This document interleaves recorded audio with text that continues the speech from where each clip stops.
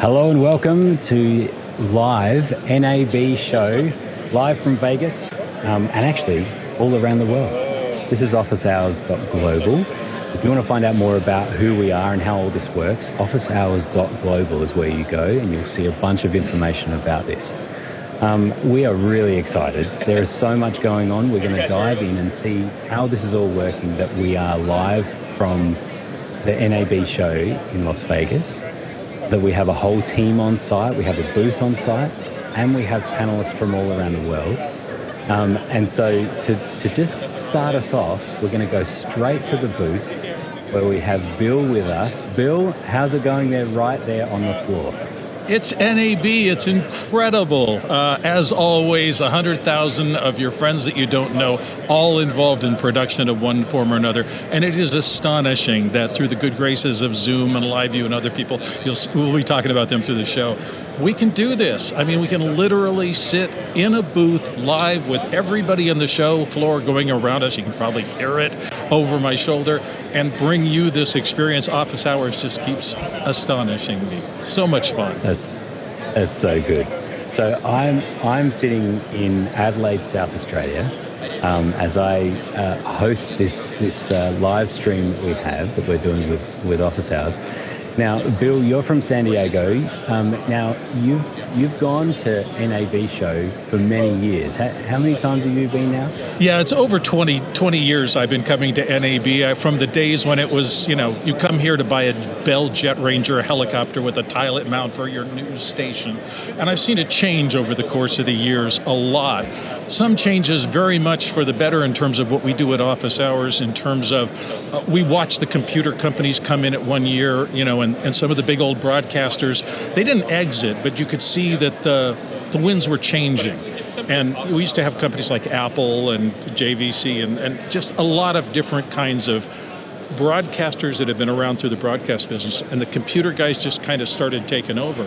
And now what we're seeing out there is the new leading edge, some virtual stuff, the cutting edge of technology in all areas.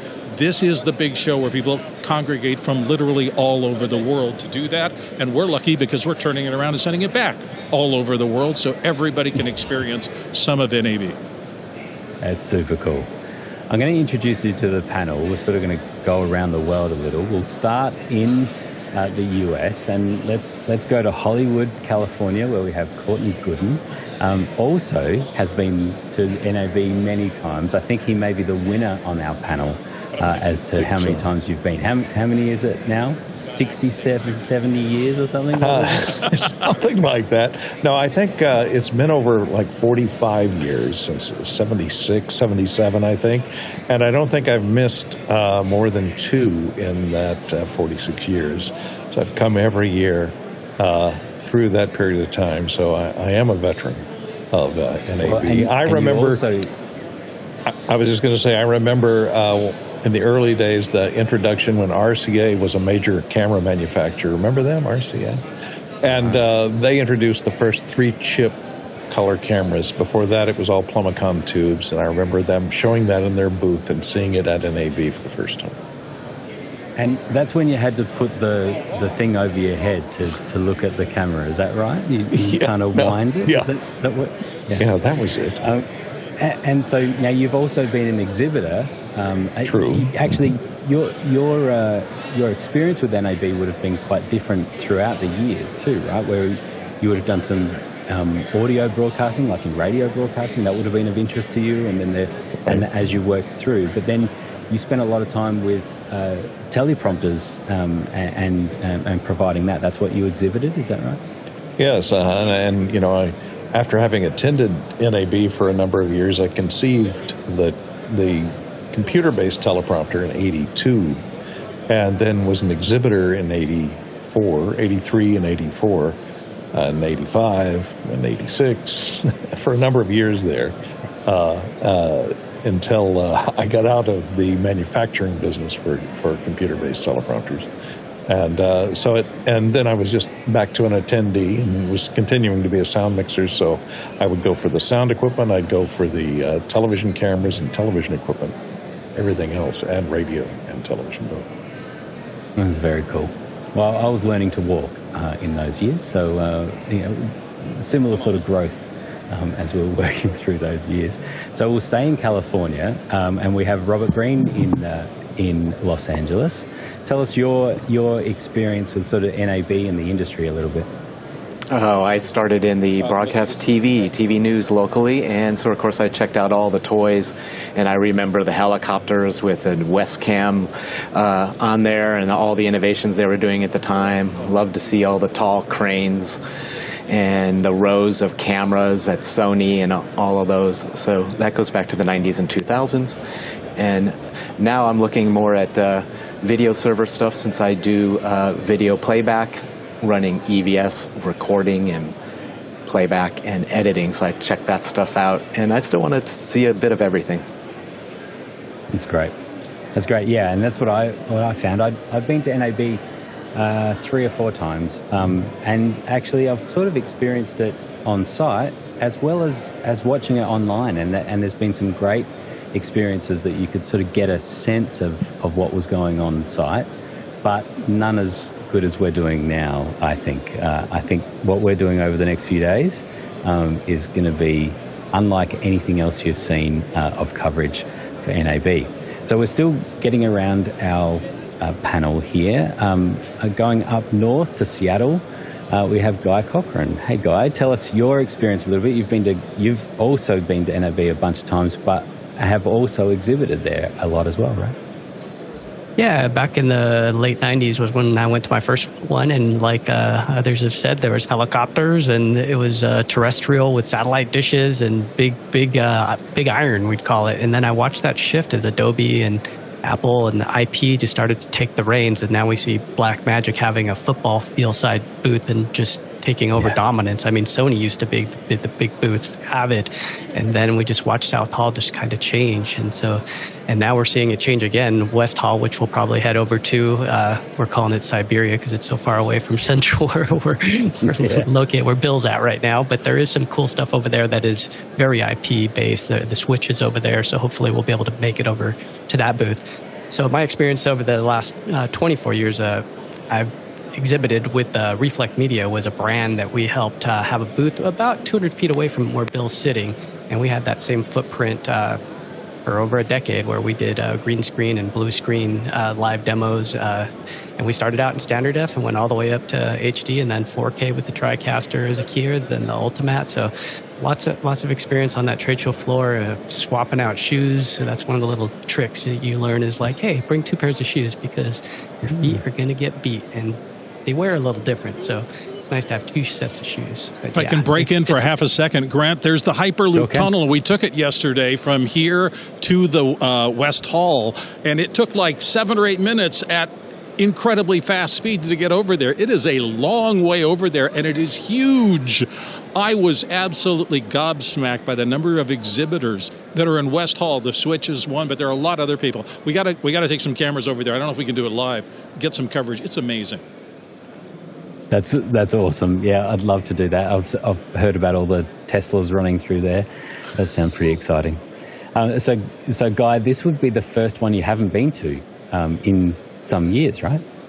Yeah, I went last year, and that's one of the great things about our community is being able to see the guys, the gals, and get hugs. These people that you see in little tiny gallery views, they're huge in real life. Like Greg, oh my gosh, Greg's a huge dude. Bill's a big guy too.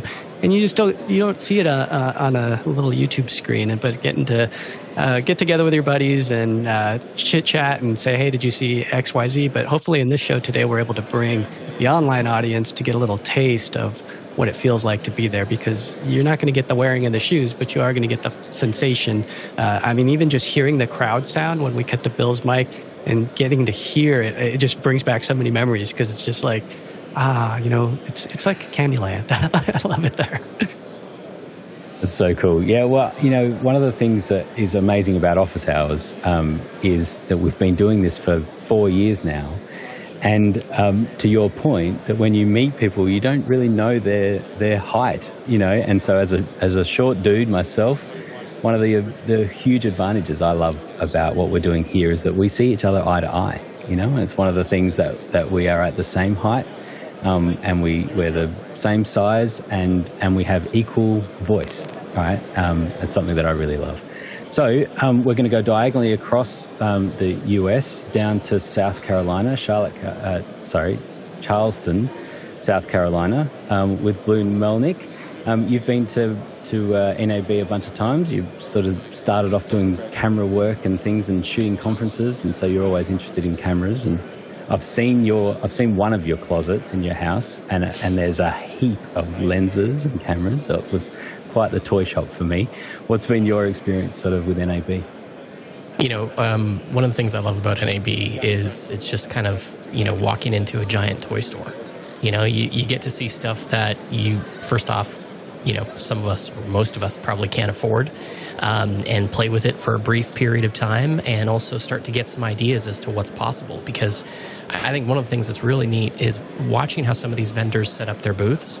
Because we use these products in the ways that we think they're intended, but to see some of these vendors actually set them up and be like, this is how we intended for this particular product to be used, has always been really neat for me. And for me, I just love the show floor. I know there's a lot of education that happens. There's a lot of keynotes and so on and so forth that takes place throughout the course of this event. But for me, it's all about the show floor. I've had a couple of years where I haven't been able to do much other than fly in the morning, get into the exhibit halls, and start walking around as fast as possible. Check off the booths you really, really want to see. Hopefully you see a couple things you didn't even realize you needed to, and then fly out that same night. And even that is an amazing experience. But this is really cool. I'm really excited to be able to experience it live without actually having to get on a flight. Yeah, absolutely. Well, and that's the thing too, is I remember walking around, you sort of know the big name brands, but you walk past these small ones you've never heard of, and you're like, oh, wow. And you find these little vendors that are solving a problem that you had, and they're the things that I hope over the next few days we're going to get a little bit of the sense of that as we walk around, virtually walk through, where we can sit back in a seat and don't have to change our shoes, Guy. We get to just sort of walk through virtually, and as we do that, I'm looking forward to sort of seeing some of those vendors that I haven't heard of before and what they do. So then, Craig, we can come to you. I can't remember where you're at, Craig. Where are you coming in from? I'm coming in from Toronto, Canada. There we go, up north. Yep. Yeah. And what's been your experience sort of with NAB and sort of the industry in general? With NAB, not so much. I'm a sound engineer, working mainly in live theater and opera and ballet area. So my experience with NAB really is just, going through with this community and enjoying the time that I've been able to interact, but also observe from previous shows that the community has allowed me to visit virtually. Nice. Well, it's a bit of a shame. You're the sound engineer on the panel, and your sound isn't as good as some others. So that'll be something you'll be working on. Yeah. I'm just calling you out there. So now we're going to leave the country. Let's go down right down south, down to Wellington, New Zealand. Adrian, what's your? I think your experience is probably similar to Craig. Not too much on site at NAB, but lots of industry experience. Is that right? Yeah. Good morning, Grant. It's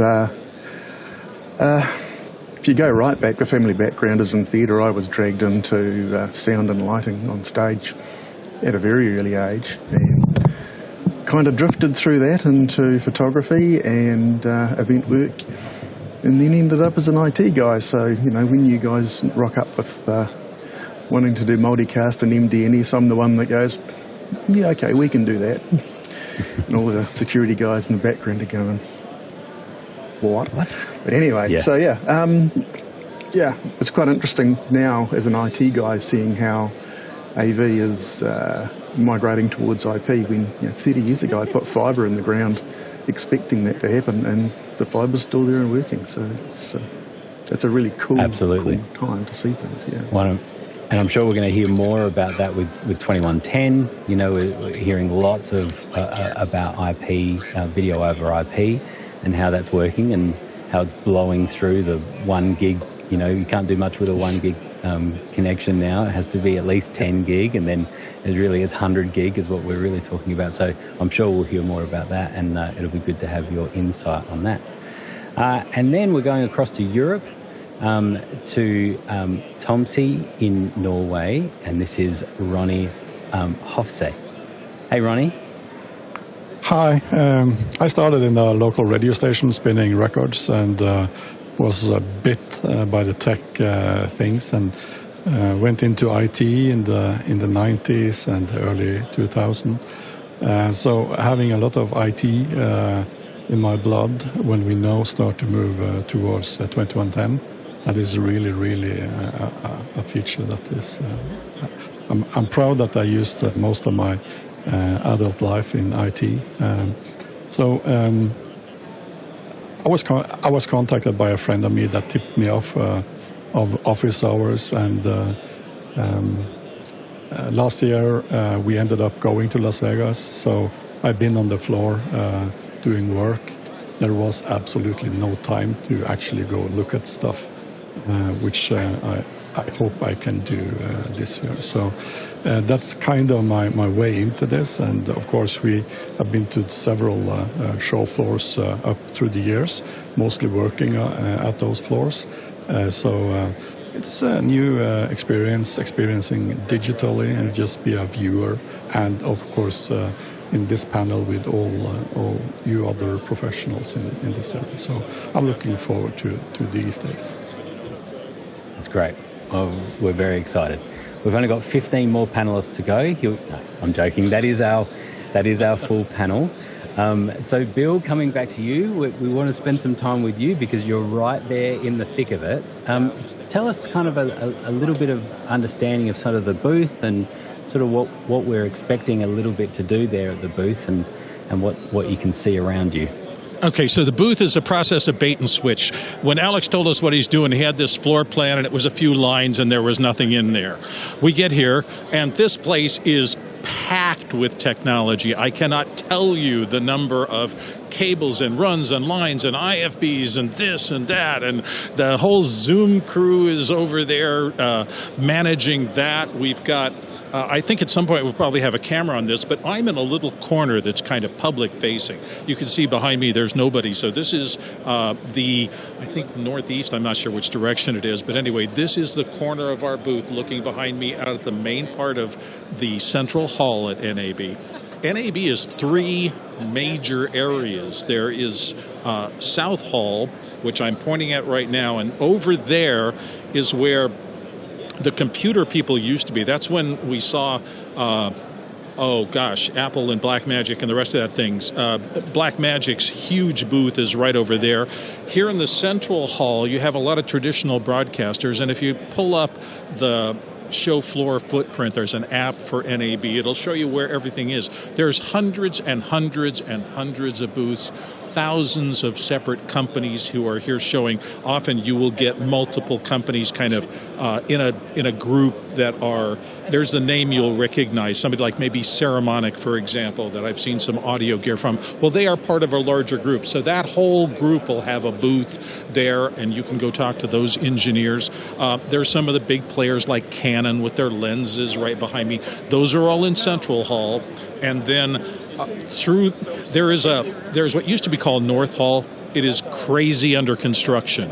It was one of my most difficult experiences being here at NAB is I had to walk over and meet somebody at a cab line, and the whole of that hall is kind of blocked off with massive construction as they're redoing things. Finally found my way over across Paradise Boulevard for what used to be the footprint of the Riviera Hotel. It's gone. It's been imploded. And there is this gigantic, brand new, shiny West Hall that is beautiful. And actually, you look over the roof of that, and there is the giant globe. And boy, I tell you, the Las Vegas skyline has changed with that globe. You can see it from very many places around the footprint of NAB. So everywhere you look, there's something really fascinating in terms of technology. And as I said, that West Hall is massive, and there are all sorts of different kinds of companies. So I just suggest get the app. We're not going to talk about it here. We'll tell you who we're going to see and how we're going to be near somebody that maybe you're interested in seeing it. But the rest of it is just it's 70 Disneylands of electronic stuff all in one place, and you never run out of interesting things to see. It's just impossible. You can run through this for 4 solid days, and you will never get anywhere close to acknowledging all the little booths there are here. Yeah, that's so good. Hey, I just want to take a moment to acknowledge that that Zoom is our major sponsor of the coverage here. I just want to give you a little QR code here. And so you can check out this QR code, and it's going to take you to Zoom. You're going to find out about some of the updates on Zoom ISO, on Tiles, Unreal Engine, Zoom Room, Pro AV, and a whole bunch more. We really thank Zoom for sponsoring our coverage of NAB Show. Thank you, Zoom. We're all big fans of Zoom, obviously. We've used it consistently, particularly office hours. We started 4 years ago, and we were just on Zoom, and we haven't looked back. And then it's been an incredible journey. And for us to do something like this, we're extensively using Zoom to great effect. We really love it. So, Bill, we were just looking at, we've got a couple of cameras, and we had a different view. We've actually got a pan-tilt zoom camera above our booth there, and we're just kind of panning around. What's super cool as well is that we've got Guy on our panel is actually controlling that. If you love tech, you've got to understand these rigs are amazing. When we go out in the field, and I think they're getting our first shots up at some point. I'm not in that channel, so I don't know what they're going. But the rig is amazing. Alex has configured something where there is both a panel view on the camera facing outward, so that if you're talking to somebody, doing a field interview with them, they can see this panel. And on top of that, there's a speaker that we got working this morning, so that when a panelist might ask a question at a booth, hopefully the actual person that we're interviewing will be able to hear directly from anywhere in the world, because we're on Zoom globally. So if you are a part of the Q&A system and are a part of the regular Mukana interface or whatever, you'll be able to interact with some of these booths live in real time. It is very cool. And shout out to the camera operators. Look for them, because they've got pretty substantial rigs on their shoulders, and they're the ones who are going to be bringing you this live experience as we go out around the place. So hopefully as panelists, we're going to be able to just talk to random people that are walking past as well, and just say, hey, you in the yellow shirt, can we come over here? Let's have a chat. Why not? We'll see whether that happens. But I just wanted to mention, you were saying about the chat there, Bill. So people that are watching now live, this is all 100% live, and we have the Mukana chat. So if you haven't logged into there yet, then officehours.global, you'll get into the Mukana chat, and you can start asking questions and also just making comments. We'd love to hear what your experience of NAB is, and how you're enjoying the coverage that we're doing. And if you've got any specific questions, I'm sure you will, because one of the things is we're going to start moving out from the booth and start looking at some other booths. And Alex is going to help us with that, sort of walk us around a little bit. Hopefully we're going to be able to even talk to the vendors. So we've got some pretty cool tech that we're hoping is all going to work. We thank all the volunteers. Everyone's volunteered in making all this happen. There's a huge team on site, and of course lots remote as well. So this is a pretty exciting and fun journey to have. So we're going to see how that goes. So Bill, you've got a couple of people there. I know that Alex is going to hit the carpet soon and start walking around. Is that right? He was right over here a little bit ago. He was building that fabulous rig, and he has a small team with him, and he was going out into the field. I don't know when his first signals are going to come up, when he gets settled out. And then I just saw Jeff Keithley over there with another live view, and he was setting up something. I'm not guaranteeing anything. We may actually have two out roaming around. Fingers crossed. Yeah, great. So tell us, Blue, Bill, what's Blue just got excited. He was like, yeah, wait, question? I'm ready. I'm totally ready. Just put me in, Coach. Appreciate it. Bill, tell us what's directly behind you. Like, is that kind of just another hallway that I'm seeing there? Is that a no? Or what's that? That is most of the show. Probably 35 or 40 feet from me, right this way, are a set of glass doors that go out to the area between the footprint of the whole show. And it used to be that there was a walkway between South Hall and it came over to another part of where we are at Central, way down there, probably the football field and a half away. And along there were a lot of trucks with masts and things like that. It's the outdoor part of NAB. I don't know where they've gone because they're not there. There's a lot of infrastructure stuff out there, but no exhibits that I could see. And rather than that, this behind me is one slice. If you look at the whole footprint as a giant shoebox, what we're looking at over my shoulder is one or maybe 1.5 aisles out of 50 aisles, full all the way across the entire building. Hundreds, within the slice I'm pointing out, probably 100 booths, and then there's probably 10, 20 of those slices, maybe 40 or 50 of those slices for all I know. And there's things like, I'm pointing now way into the corner where Sony's massive booth is over there. And if you've ever seen a Sony booth at these, they're really cool because they do things like bring out all the broadcast cameras all the way down to all the handy cams. And literally, this is the one place where if you're looking for any class of camera, you can come to NAB. You can not only talk to the engineers who have helped design them, but you can use them. So for NBC or CBS or one of the big networks, you can actually get your hands on the controls and operate those big cameras. And then for the shoulder mount rig things or the smaller cameras, you can do those. Often the little ones, the very small ones, are under a little glass case, but if you talk to the person who's there from that camera company, they'll take it out and let you take a look at the ergonomics of that.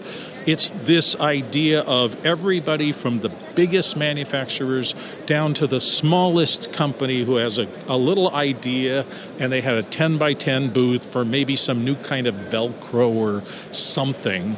And you'll find this little booth and you go, you know something?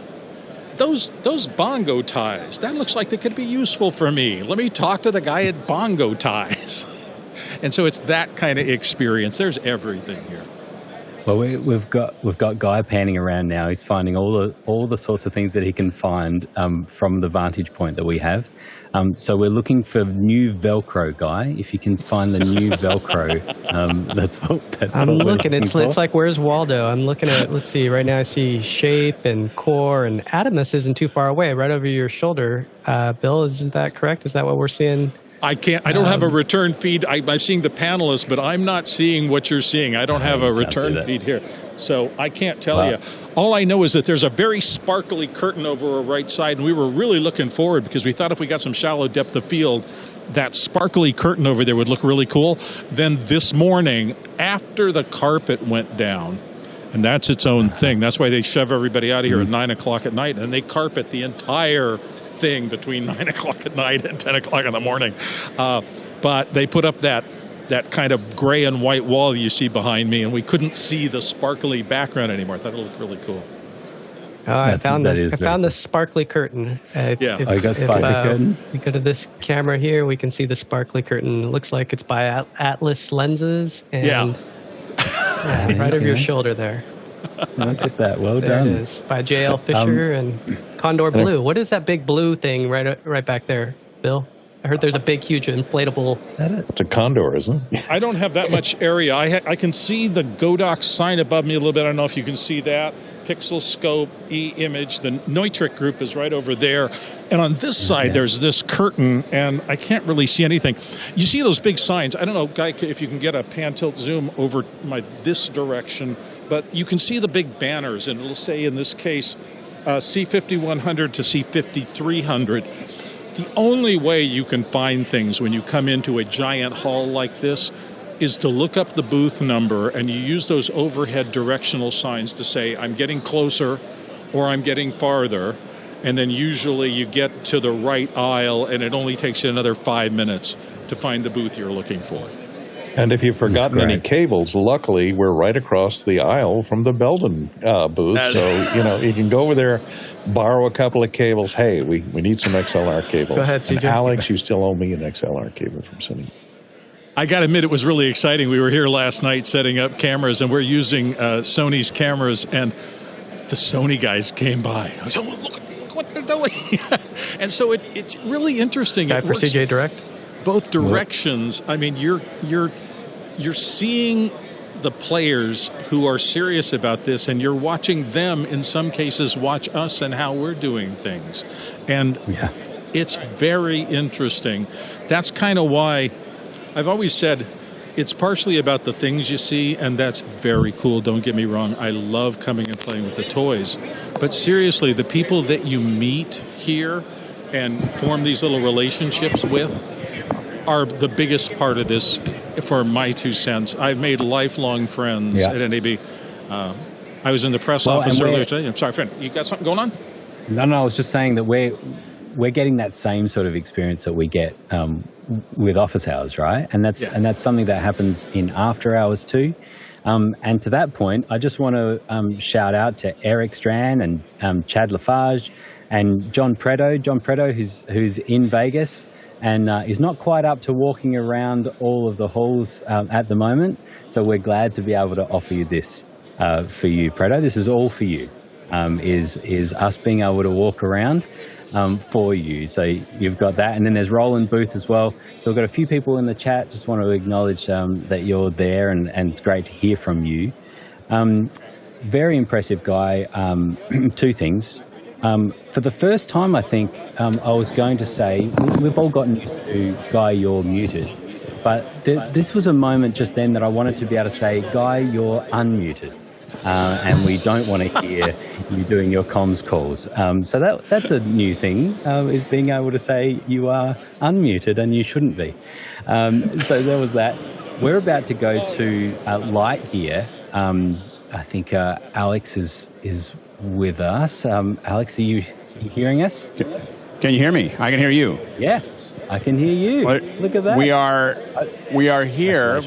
We're in the show floor. We're not very far away. We thought we'd start nearby, but you can see we're out in the show floor, and of course we're able to connect with everyone live. So this is to give you a little sense of it. We've got a Sony FX6. We've got we're sending via Vislink, so it's a Vislink output. We've got electrosonic mics, so we've got it all tied up, so we can just take you for a tour. We got a little speaker here, so we're gonna walk over and look at Light Gear here. So we're just walking through here, and we've this is kind of a whole new experiment to see if this is actually going to work, but this is basically we're going to let you talk directly to one of our experts here, Chad here. Hey, Chad.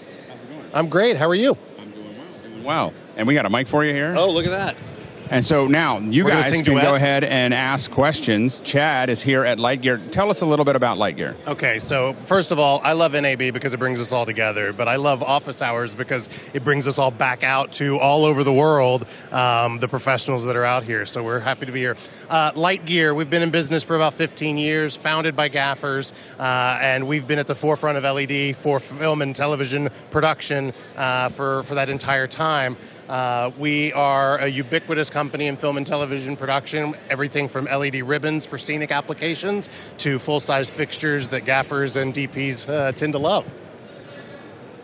That's amazing. Hey, can you hear me okay there, Chad? I can hear you, yeah, thanks. I was looking to see which square on the little screen you are, and I found you. Well, I'm coming to you from Adelaide, South Australia. Fantastic. What time is it there? It is 5 a.m., so it's not too bad. It's just an early morning, but do you know what? I didn't have to fly over there. I didn't have to get up and do the jet lag thing, and so I'm very happy. So we're happy to have you here at NAB, even though you're not here at NAB. That's right. Yeah, exactly. Thank you for joining us like this. Hey, tell us what do you think are kind of some trends that you're seeing in the lighting industry and the way that's kind of moving? What are you seeing in the I sort think of the what's future? really there's a couple of trends that I've noticed. We go to all these shows, we see what all the products are coming from various manufacturers. We talk to a lot of professionals out there, and there's two things that I think we are really seeing. Number one is virtual production, right? When I say virtual production, I'm talking about an LED volume on a stage and the lighting that's going to integrate with that volume. And the second is sort of image-based lighting, which I think goes hand in hand with that. We've seen the image-based lighting used all of our lives. I mean, filmmakers had to do something when talent was sitting by a campfire, and they'd put a couple of tungsten sources, maybe with some gels, and they would blink them up and down depending on how they wanted to control it. So image-based lighting isn't new, but certainly with more and more fixtures being able to be pixel controlled, even like our light mats, yes, of course. But with pixelization, we're seeing image-based lighting. Whether it was what ARRI did with the Sky Panel in 2013, putting police beacon into that's IBL, right? And so I think that trend has really kind of sort of exponentially grown over the past 5 years. That's awesome. Hey, we've got Ronnie from Norway wants to ask you a question too. All the way in Norway. Yeah, we don't have polar bears here, but it's almost. If we would need to light them up, we would probably use white light. I have a question about protocols. How do you see the different protocols coming into both private and professional? We use the DMX and, of course, the different proprietary protocols. Can you talk a little bit about that and how you see the future for those?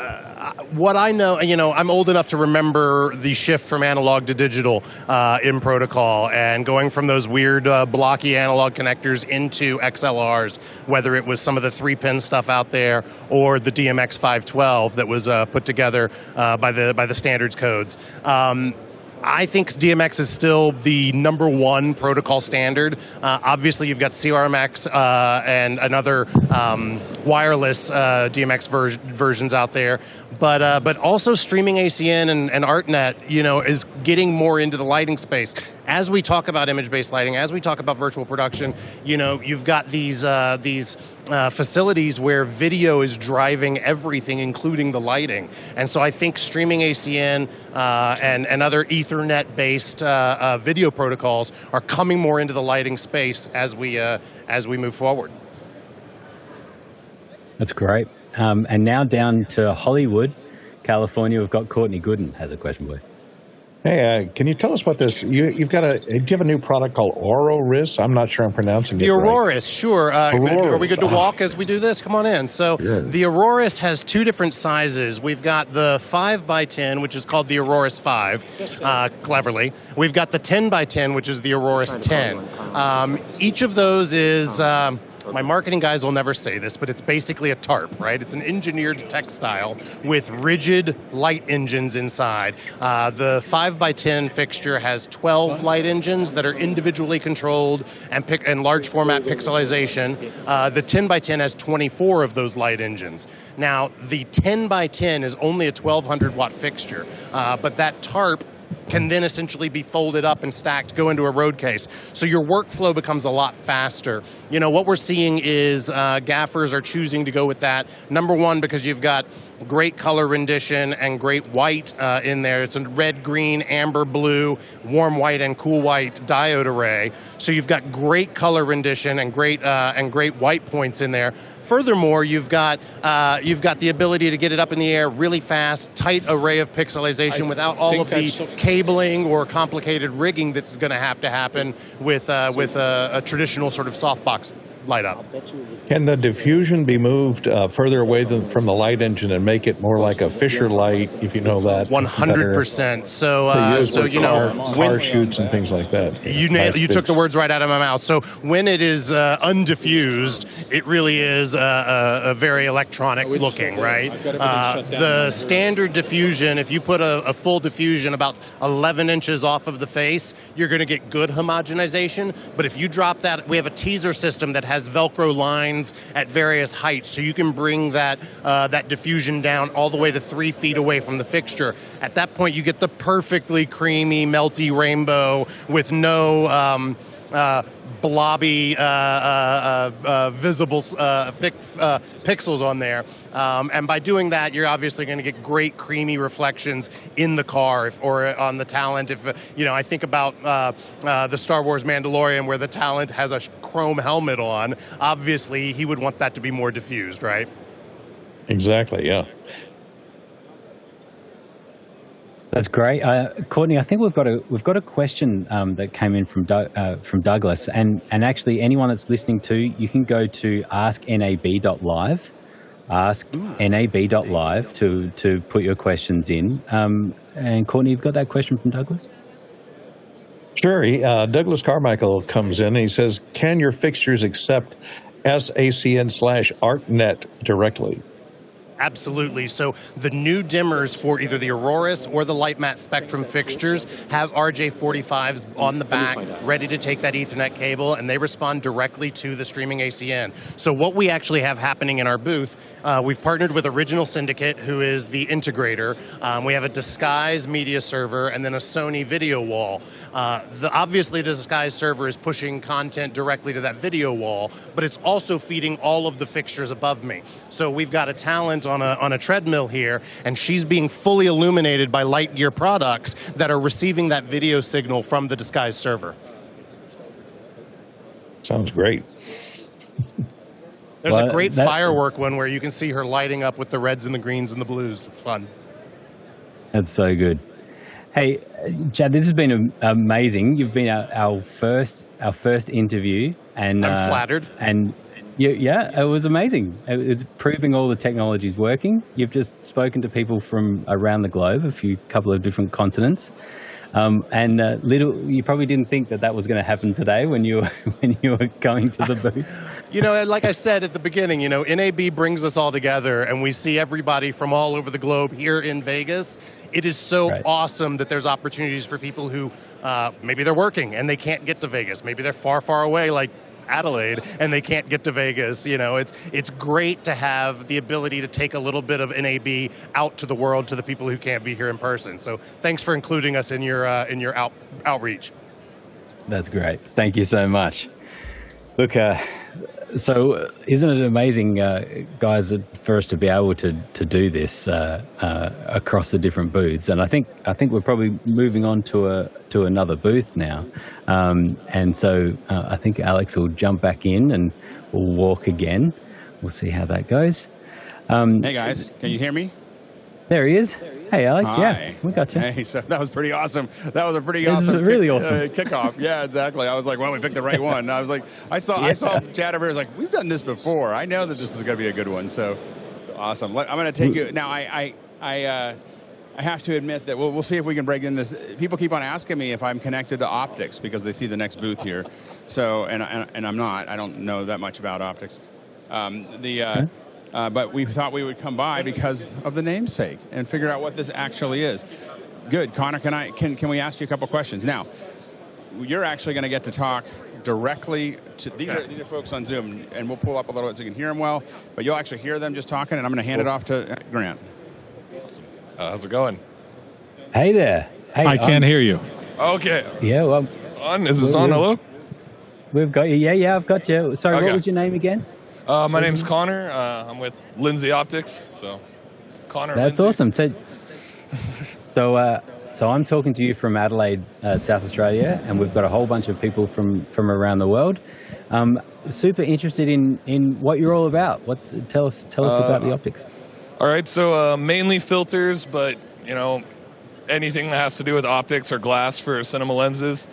Everything we're about's more designed to make things faster. So, traditionally you have a diopter or an ND filter that you have to drop into a tray and then put it into a matte box or take the matte box off and clean it, and takes a lot of time. All of our filters, or most of our filters, come tray mounted, already in their, a pre-existing trays, so you don't have to worry about taking the stuff out, putting it in, so that's the, I guess, main idea. We offer a wide range of different filters, so diopters, ND filters, rotating polarizers, variable NDs. We have split diopters, soft graduated filter, soft grad filter here, and some effects filters like streaks or swirls. That's awesome. We've got a question from Hollywood and from Court. Hey, good to see you. I noticed over your shoulder there you have a director's viewfinder adapter to mount lenses with a relay lens inside there, so you can stick the eyepiece in the back.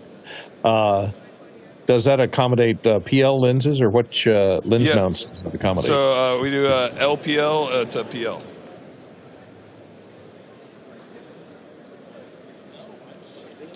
Yeah, so we have a PL adapter and LPL. All right, great. And then, does that interface? Is there any kind of a camera that can go on there besides the live eyepiece? No, we do have our. But it does have a ground glass in there, yeah. Mm-hmm. Yeah. There's a ground glass. So here, can you hold that? Thank you. So our viewfinder, it's a modular setup. So right now we have a full frame module in here. We also have a Super 35 VistaVision, and most recently anamorphic. So this is our anamorphic module. You can go 2x, 1.8, 1.6, and does it have a variable reticle in there so that you can show, the viewfinder? Yeah. So with our ground glass, we have these ground glass marking sets. Right. So whatever format you're shooting in, it's essentially a stencil that you would then put on. It just sandwiches in there with the ground glass. And then it doesn't stay. You put a pencil mark on. Yeah. So you pencil in your mark, you can maybe see it there. It's a little light. But then we also have to answer your question before, a center mark, which gives you kind of a crosshair there in the middle. Very nice. And Courtney, we've got a question there from Eric. Sure enough, from Eric Strand in Essex, Connecticut. He says, what makes the difference between a $25 filter and a $100 filter? That's the $10,000 question. We also have a Panavision lens mount. Did you hear the question? No. What makes the difference between a $25 filter and a $100 filter? Well, by the way, ours are more than $100, often $1,000 for a filter, somewhere between $350 and $500. In terms of our flat filters, like the NDs, you want them to be very, very flat, to within wavelengths of light. When they're not flat, you are going to lose focus either overall or in zones. So first of all, you want it to be flat. You also want an anti-reflection coating that works very well. You also want it to be larger in diameter than some of the maybe $100 filters you might buy for a photographic camera. So when you get these large diameter filters, they do get to be more expensive. We are offering multi-layer broadband anti-reflection coating on most of our filters. Many of our competitors in the cine space have no coating at all, which has always made me crazy. When you stack 3 filters in a matte box, there's all kinds of internal reflection going on. Uncoated glass will reflect about 4% per surface. When you put a good multi-layer broadband coating on, you're about 0.5% per surface. So imagine 3 filters in a matte box. There's 4% per surface. That's 1, 2, 3, 4, 5, 6 surfaces, 4% per surface. I'm not sure I can do the math. 24%. 24% of the light is going somewhere else. It is not going to the image sensor. You are, in fact, dramatically reducing contrast and causing flare. You really want to have a good broadband anti-reflection coating on each piece of glass that you put in front of the camera. So that's one of the things that makes our filters more expensive. Did you demo the slots and the splits? I've not. I talked about it briefly, but... So these are for deep focus cinematography. So the far object is going to go through the air and the near object through the glass. You want to align the glass edge with something in the scene, like a door frame, a tree, a picnic table, a log, something to hide the trick. And the fact that we have it mounted in a rotating frame, which you can lock, lets us hide the trick a little more easily. If you have a filter, a split, which you can buy from us and from other people, which is not mounted in the rota, then it's a little more, it takes a little more time to get that aligned in a way that works. Now, when we have these slot filters, these again are deep focus, far object through the air, near object through the glass. Imagine a doorway. So the far object is through the door, the far action, and the near action on the front side of the door is over here. And again, if you're off angle a little bit, the door doesn't look to you to be perfectly horizontal or vertical, so you can just slide that so that you line these up with the door frame. You don't know when you're going out to shoot how far away you're going to be from the door or which lens you're going to use. So we have them in different widths. So we have 15 millimeter slots, 30 millimeter slots, and 45 millimeter slots. And we have them in different strengths, +1, +2, and +3. So you can be further away or closer to the, let's say, doorway. You just have to make sure your actors don't cross the split. Yeah, exactly. And if you look at Citizen Kane and some of the things that that were done back then, you'll see some of this thing, and the action is a little static, but the action is in multiple planes, and it's kind of cool. I don't know if you showed this, but this is a graduated filter, and people have been using grad filters for years to darken the sky, bring the clouds back down where you want. But now you can rotate it. If your horizon is not quite level, you can rotate it easily and lock it down. Or if you use, say, an ND.3 with a 50% reduction, you can lower it to a corner and reduce the exposure over on that side or in that corner in camera to de-emphasize the scene or the action over there, and therefore emphasize the action over there. So Connor may have mentioned already that what we're doing is all about speed. So these tray-mounted filters drop in, and you save 30 seconds here, a minute there. Our tray mounts are all about speed. We got another question coming in. Yeah, we got another question coming in from Houston, Texas, and Peter Belbin. He says, do you do prisms as what would be used in a sodium vapor process? That I guess they're talking about for former yellow screen or blue screen like Disney used to do, blue screen I think process. the short answer is no. Sorry, no. No, okay. Mainly lenses, things that go just into the front. Yeah. Now, we also have over here our contrast control filter. This is brand new. We just came out with this. So what we're doing here is we're lighting up a filter. Remember to have the microphone to the guy. We're lighting up a filter with colors, and we can change the color to red or to green or to white. And what this does is it throws light into the shadows, into the blacks. So we can reduce contrast by throwing white into the shadows and bringing those shadows up. Now you can see into the shadow a little better. Or we can color the shadow. So you could change the mood of the shadows from violent red to a more cool blue, as you wish. You can also light up half or a quarter or any segment of this and rotate the segment so you can throw light into one part of the scene or all of the scene, whatever you want. Again, it only affects the shadows. You don't see it in the highlights. We used to do that, have we forgotten anything? We did the pre-flashing. viewfinder. We also have the T-stop machine. So over on this side of our booth is a machine we use for measuring the T-stop of a lens, which you could use when you're marking a rehousing, or you could use it to verify the T-stops on an existing lens. Over here, we have analysis software, which lets us capture that information. We generate a table, and then we can one by one capture the T-stops as you rotate the iris, and then export that to a Excel file. So you might want to use this when you're rehousing a photographic lens. You might to make the marks for T. You might also want to take a lens and made by someone else and verify the accuracy. And you might also want to know, is it accurate when you're going down from 22 to F8, or T8 rather, and do you get the same reading when you come up from 1.4 to T8? It's often different because of lost motion in the mechanics, so you can verify all of that.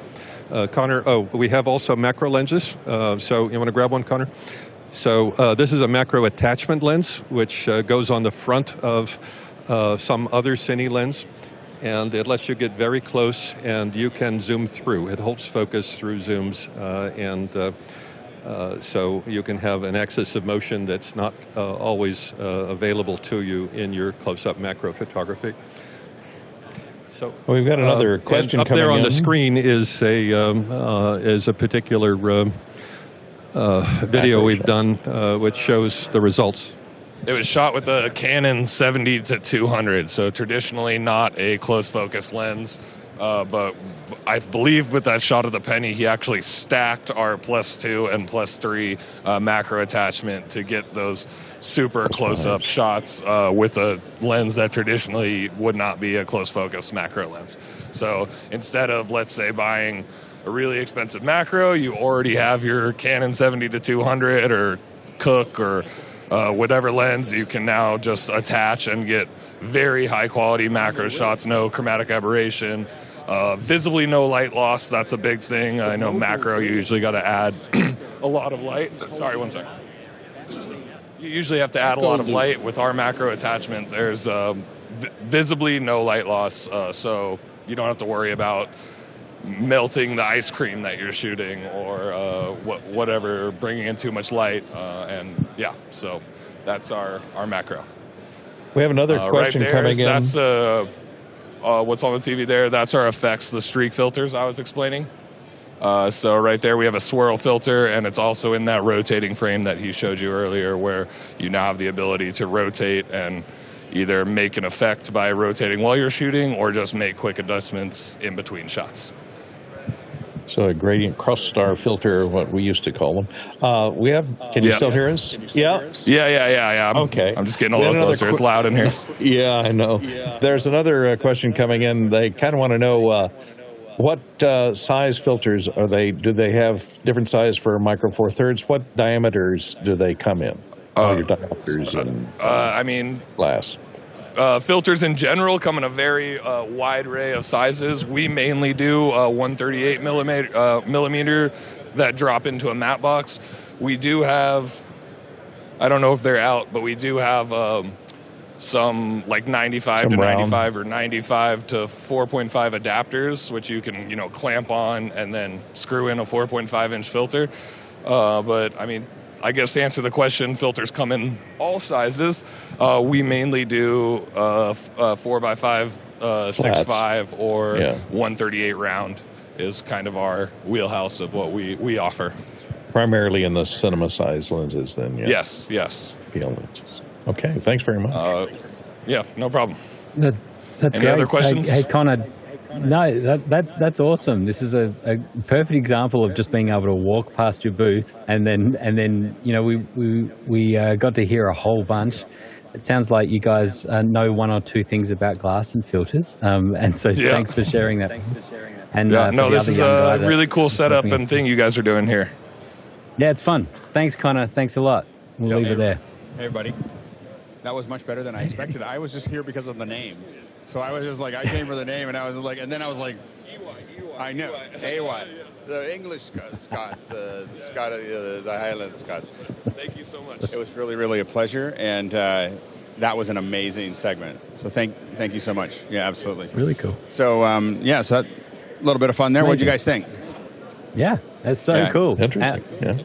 So, and of course, of course, Alex, we have to mention I just went that. because I just went because it was the name, and then it turned out to be an amazing space. And that's one of the things that's really cool about this in general, is that there's just so many things that you would never search for. You would have never searched for Lindsay Optics, but now we know a lot about something that's pretty slick. It's really cool. And we've got to say, Alex, too, that this is rock solid. Rock solid. Like, The footage coming back, the sound, all of it is just amazing. With all of that stuff all around, it's not breaking up a little bit. Yeah, the Vislink transmitters are out of control, and they came over and we thought we had them pretty good. Then they tuned them all up, and we think we can cover almost the whole central hall. So we'll see how that goes, but we're pretty excited about it. I think we're getting close to jumping to the next. To our next segment, but I'll walk you a little bit more towards here, and we'll show you around a little bit. Yeah. So we're kind of off while you're walking Yeah. a little bit, Alex. I just wanted to mention again, we're talking about how rock solid this whole thing is. It's in big part thanks to Zoom, who is sponsoring us, and I just you can have a look at this QR code to get some updates. You can find out updates about Zoom ISO, that we're using, and Tiles and Unreal Engine that we're using. And the Zoom Room Pro AV, we're excited about all of that. Absolutely, and we are so excited. The only reason this is happening is because Zoom became our connectivity partner. So NAB actually gave us a space, but I was like, well, the space doesn't help if I don't have internet. And so Zoom has helped us with the internet. That's why this is happening. And so we really, really appreciate the support from Zoom. Definitely go to that QR code for us as well as for Zoom and for you. But the new, I don't know, the new tiles, the new Unreal Engine. You guys can't see it because we're not sending it into the show, but we'll show some behind the scenes. The Unreal Engine on an 85-inch screen looks amazing. And it's just and when you start moving it around, and it's so, we were 5 minutes before the show, we were like, the screens are a little too far from the wall, and we just pushed them back. And just pushed them in real time while we're live. So it's pretty slick. So it's cool. One of the biggest updates we've seen in a long time. You can go to Liminal to find out more about it, but if you use the QR code, then they know we sent you. So it'd be great to use it.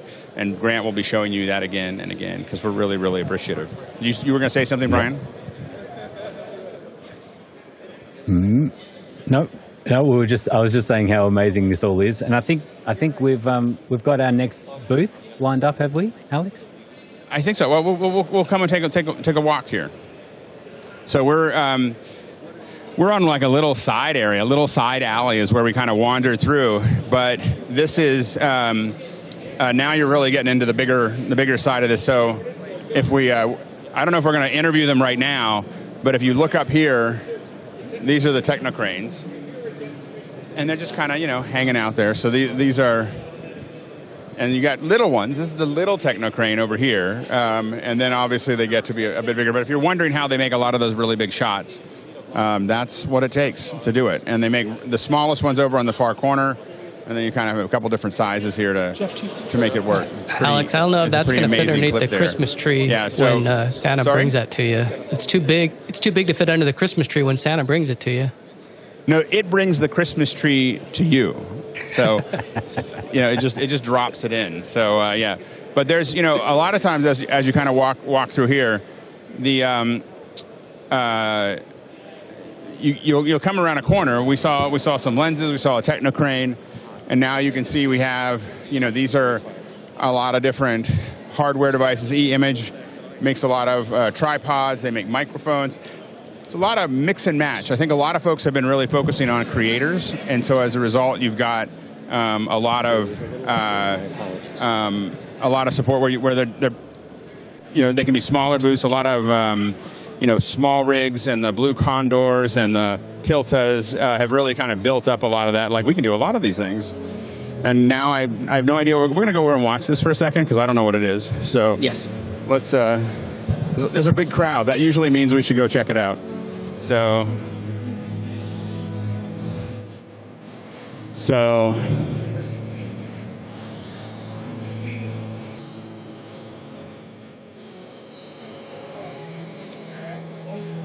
what you're looking at is so she's doing and this is showing off Flow. And this is with an Unreal Engine, right? Now they're doing the background.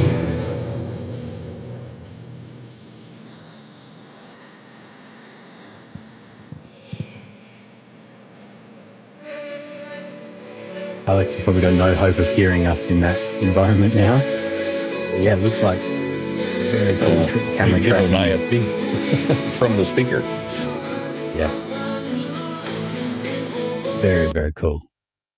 And some of those things, oh, there we go. Maybe the first little break up there, which is good timing because we're going to cut back to the booth that we have. And we've got Michael Cioni from Strata. Hey, Michael, you hear us there? I sure can. Oh, that's awesome. It's so cool. We're geeking out a little bit. As much as we're kind of doing a show, we're also geeking out that everything's just sort of working and we're able to virtually walk around. But thanks for coming to our booth, and you can see us. We've got a few people from around the globe. I'm in Adelaide, South Australia, and so I'm thankful that I didn't have to fly anywhere, and we get to chat with you. So tell us a little bit about Strata and just a little bit of your kind of history too, because we've sort of tracked a little bit of your history along the way too, right? A fun way to answer my history is actually I'm constantly starting businesses that are designed to put themselves out of business. And that's really what I like to do is build something that eventually becomes unneeded. And, you know, I actually subscribe to one of Steve Jobs' core principles that was part of one of his big quotes, which is, if you don't cannibalize yourself, someone else will. There's a couple of ways to interpret that, but to me it means you got to be unafraid to remove some of your business through innovation instead of like try to hope no one figures that out and protect it. That's going to stifle innovation. And so what I start with is being something I've always tried to build to solve a problem. I end up solving it so well that it's not a problem anymore. That's sort of the idea I go for. So Strata is trying to automate the most mundane tasks of post-production, tasks that I used to get paid a lot of money to do, and now I realize maybe we don't need to pay people for that, and we can be administrative on some of those tasks. That's amazing. So break that down for us a little more. Like what specifically? I know there's a whole bunch of stuff in the cloud and there's some AI tricks in there as well. Like, break that down for us. It's got all the buzzwords, you're right. But here's how you can think about it if I'm speaking to creative people or people who work with or for creative people. Think about that room in your house that you want to paint. Everybody's got a room in their house. It's like, I really want to paint it. But the reason it's not painted is not because you don't know the color and you don't want to do it. It's because you don't want to tape it. You don't want to tape all the edges, you don't want to have to clean the brushes, and you don't want to do all the drop cloth management. And you talk yourself out of the fun part because of the mundane stuff. That's how we're wired.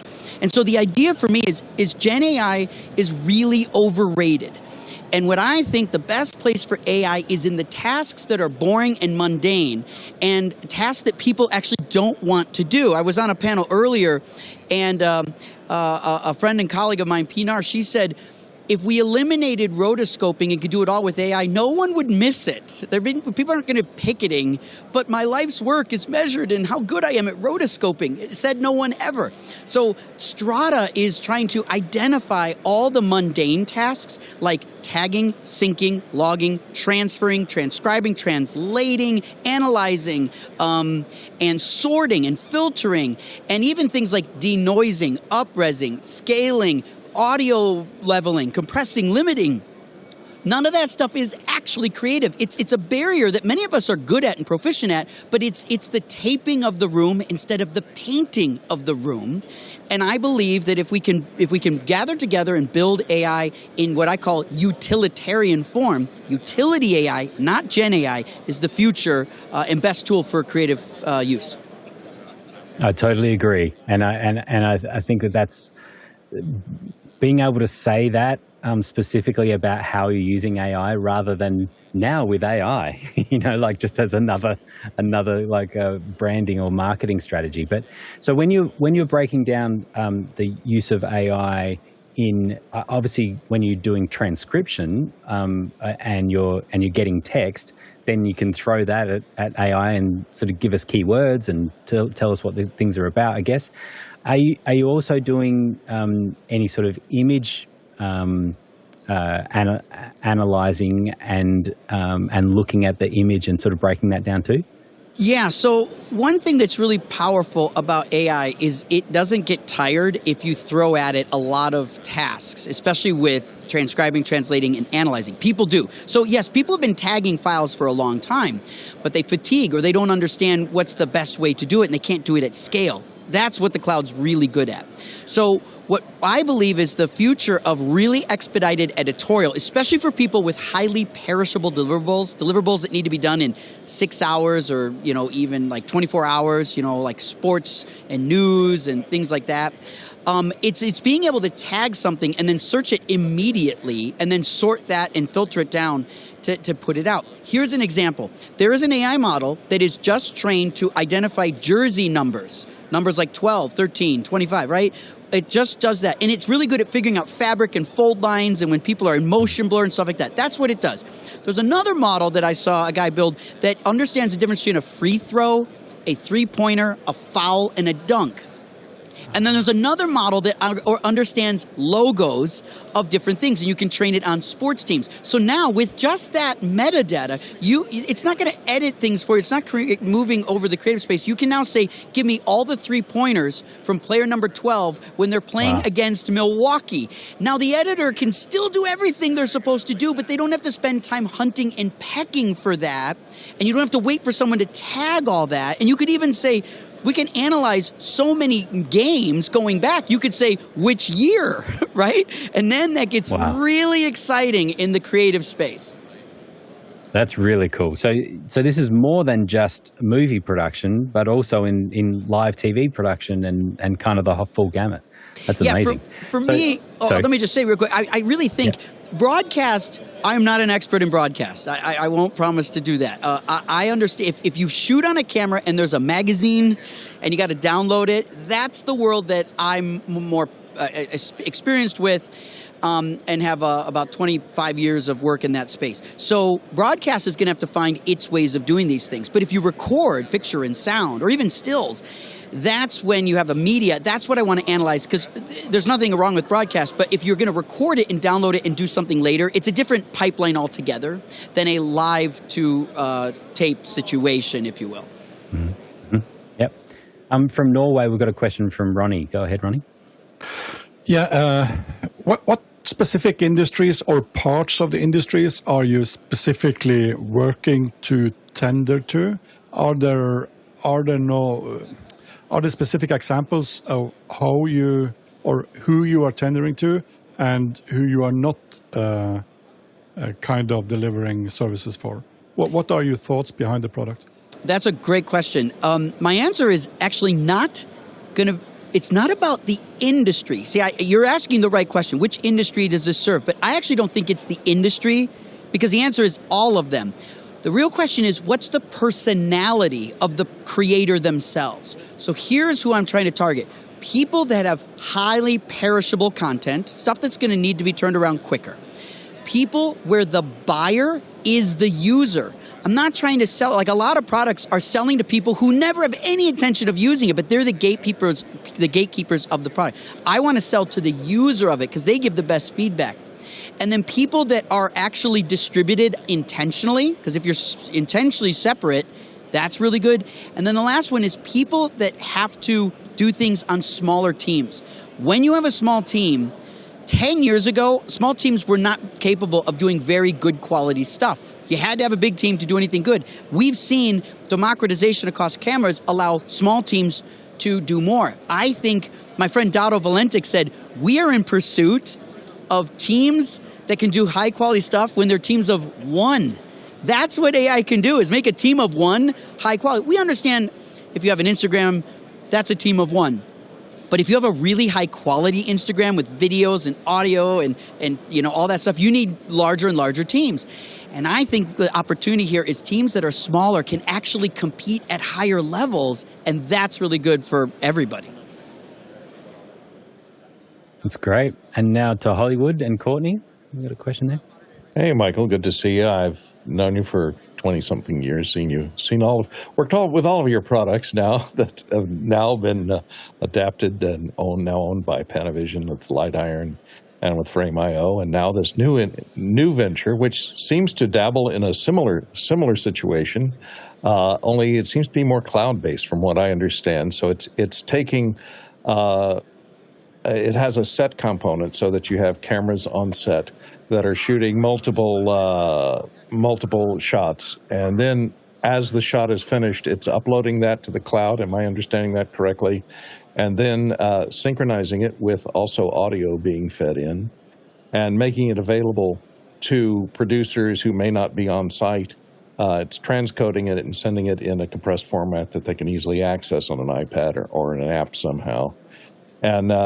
And it's using, the important part, I think, is, if I understand how Strata is working, is the AI component is analyzing the video with video analysis, AI video analysis, to tag certain thing and adding tags to the metadata, such as who's in the frame, what props are used, is it a wide shot, a close-up, et cetera, so that this metadata then can be carried through post and used to search and organize your material. Am I getting all this right? That's very good. You took it all the way through. That's exceptional. The only thing I would say that differs from that is it's not required to shoot to the cloud. As long as you have access to the media, however you got it, that's okay. We can work with it. But what I believe is, I really believe one of the things that's going to change in human behavior, consumer behavior with cloud access, is that people are going to require media to be able to stay in place. See, today we're very tolerant that when we want a service with product A or cloud A versus cloud B, we're willing, which sucks, we're willing to download it and then re-upload it. I mean, everybody here has done that.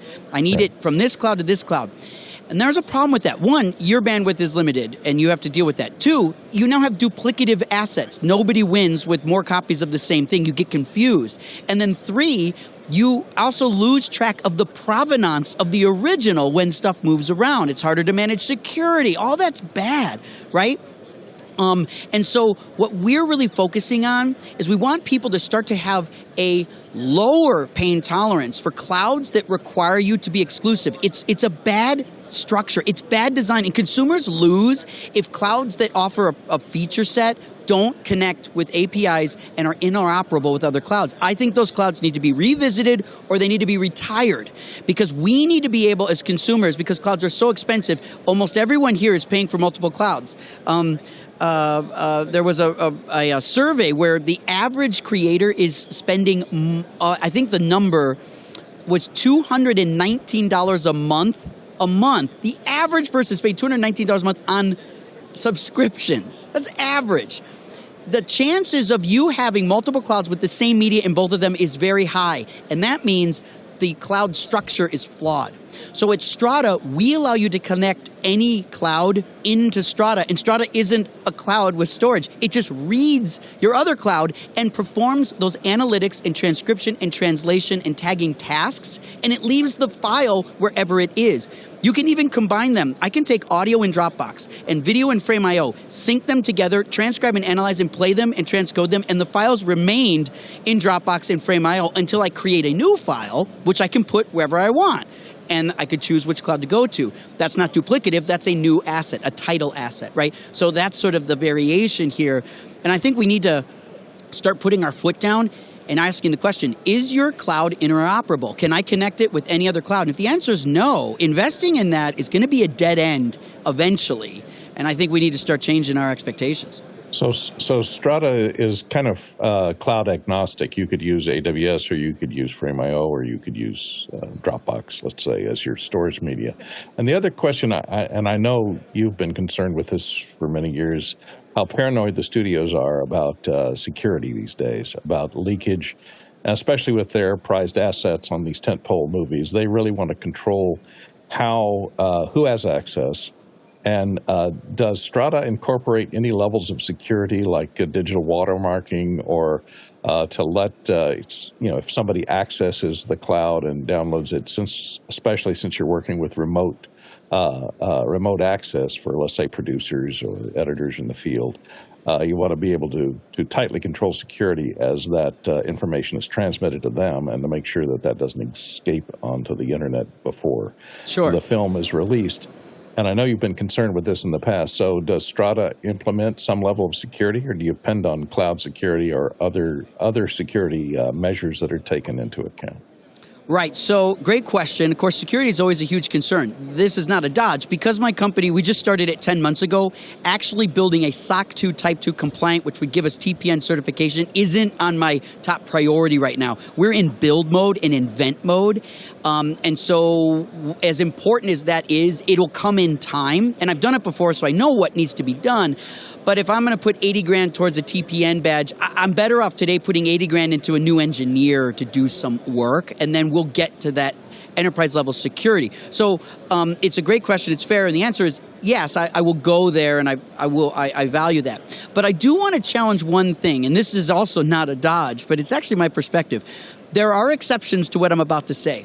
But in the overwhelming case of situations in which media is leaked inappropriately, it's typically an inside job. It's from someone who was given permission to have access. In other words, there is a myth out there that there's constantly bad actors trying to portal in and packet sniff what we're doing to steal our video. And I just can't find data that says that's true. Outside of some exceptions where that has happened, it is absolutely not the majority. Now, someone might say, well, it's because we've enacted all these things that hasn't happened again. Okay, but when it happens, it's almost always someone who is allowed to have it. And you cannot protect that because they're given the keys. So you can't, you're even not even committing a crime. If you use your keys to open your own house, you're not trespassing. I live here, right? So we have to make sure that people understand. I'm not trying to make an excuse for security. What I'm trying to say is we have to just make sure we frame it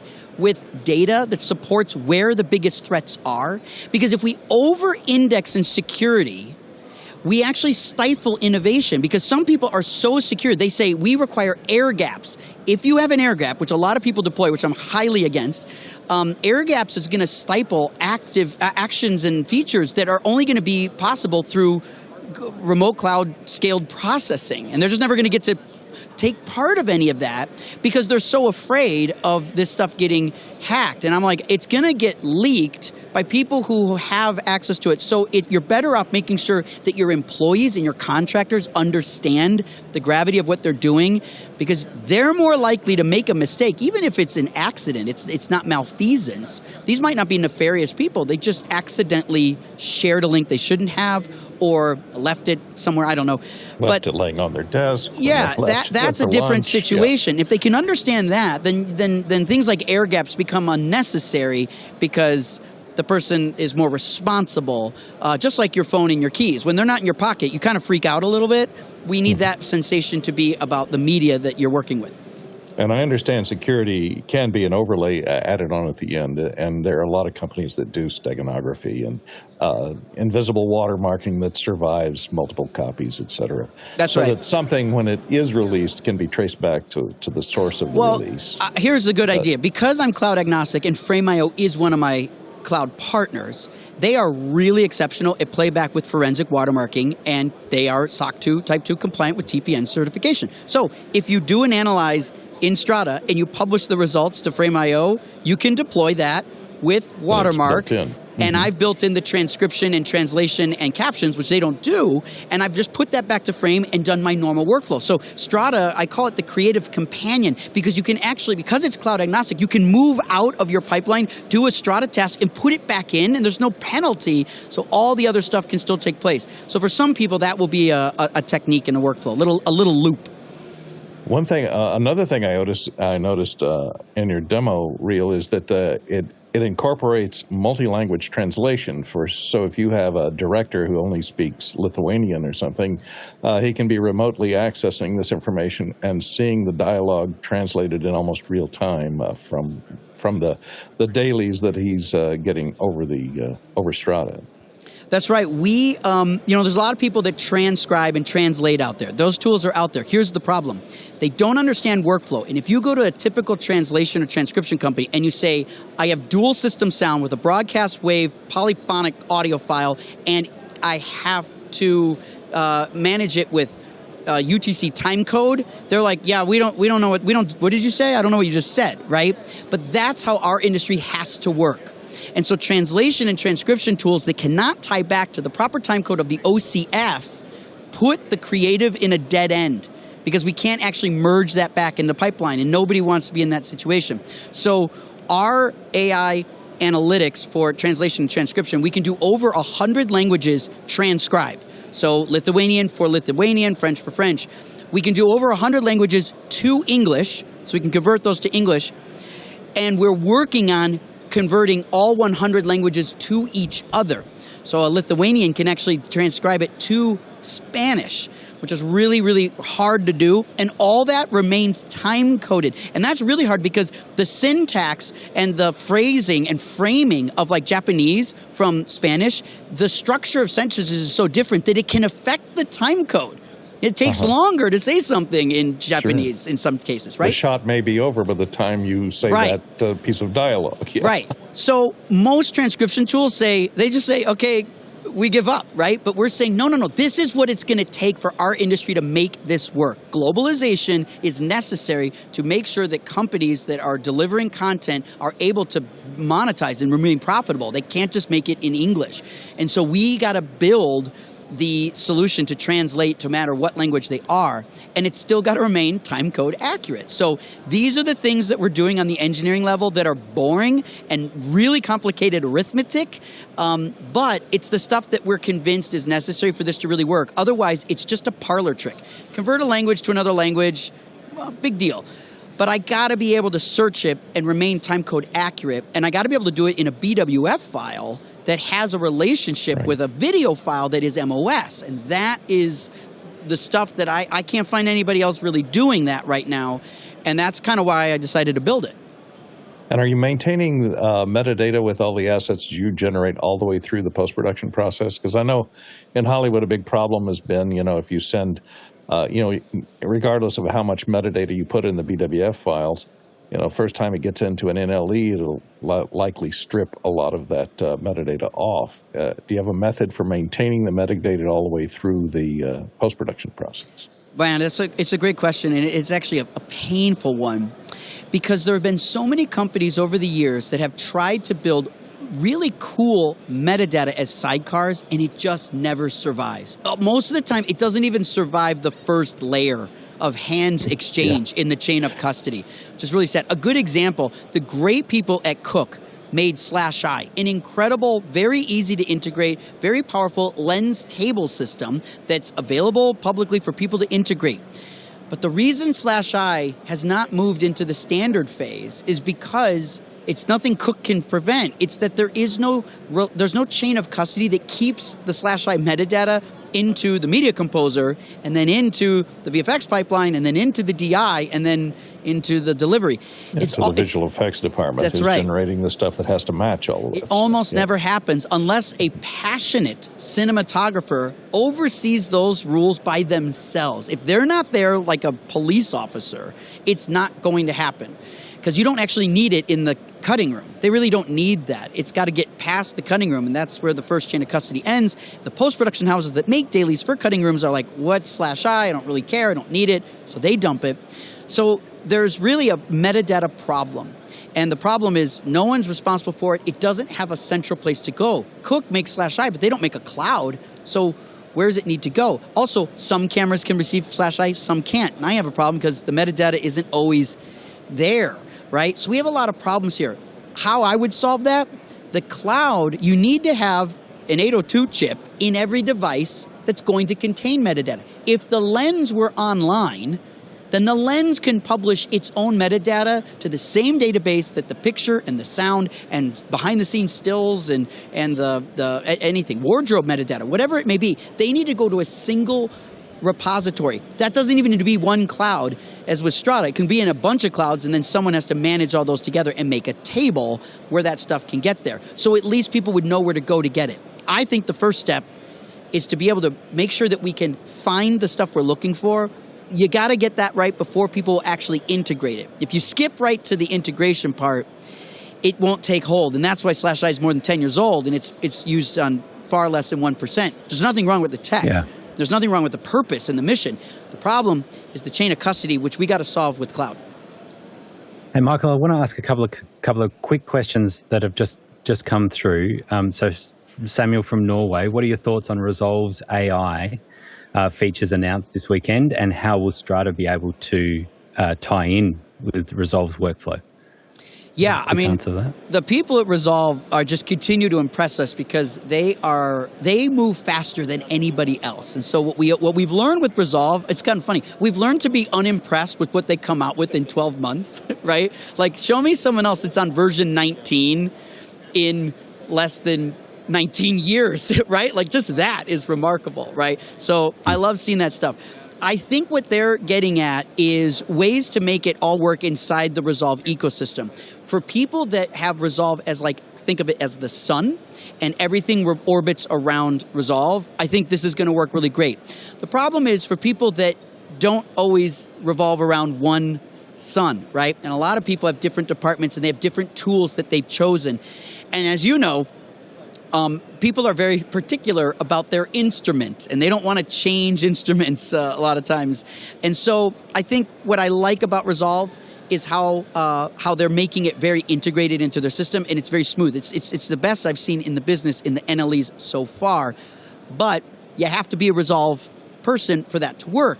I'm trying to build a world, and I have nothing wrong with that. I think it's great, but I'm trying to build a world where you can be in any tool, including Pro Tools and Logic and Nuendo, right? Lightroom and Capture One. I'm trying to let anybody in any tool, all of them should have access to transcribe and transcode and translation and tagging and things like that. And I don't think we should have to build it 15 times for 15 different apps or 50 times for 50 apps, because you're going to get 50 permutations of the same result. If I can do this correctly in a marketplace, I'm hoping this happens, but if I can pull this off, then it wouldn't matter if you're in Resolve or Premiere or Nuendo or Capture One. It shouldn't matter. And that should be able to help everybody, I think. I hope I answered your question. Resolve is amazing. I love it, but I see an alternative path. That's really good. We're going to have to leave it there, but we've got to get you on the Daily Show sometime. We can spend a full hour talking to you, because I've got a couple of questions about when you're talking about cannibalization. That's great when it's in your own organization. What about when you're competing against that organization of previous products you've made, things like that?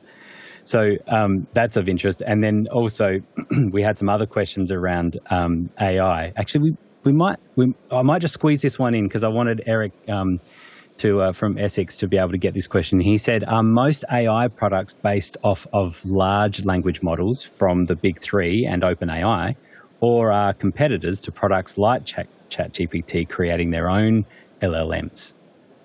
Great question. So the ones that you hear in the headlines are all the big ones, right? Anthropic, Whisper, obviously Chat, those are the big ones. Assembly, big LLMs.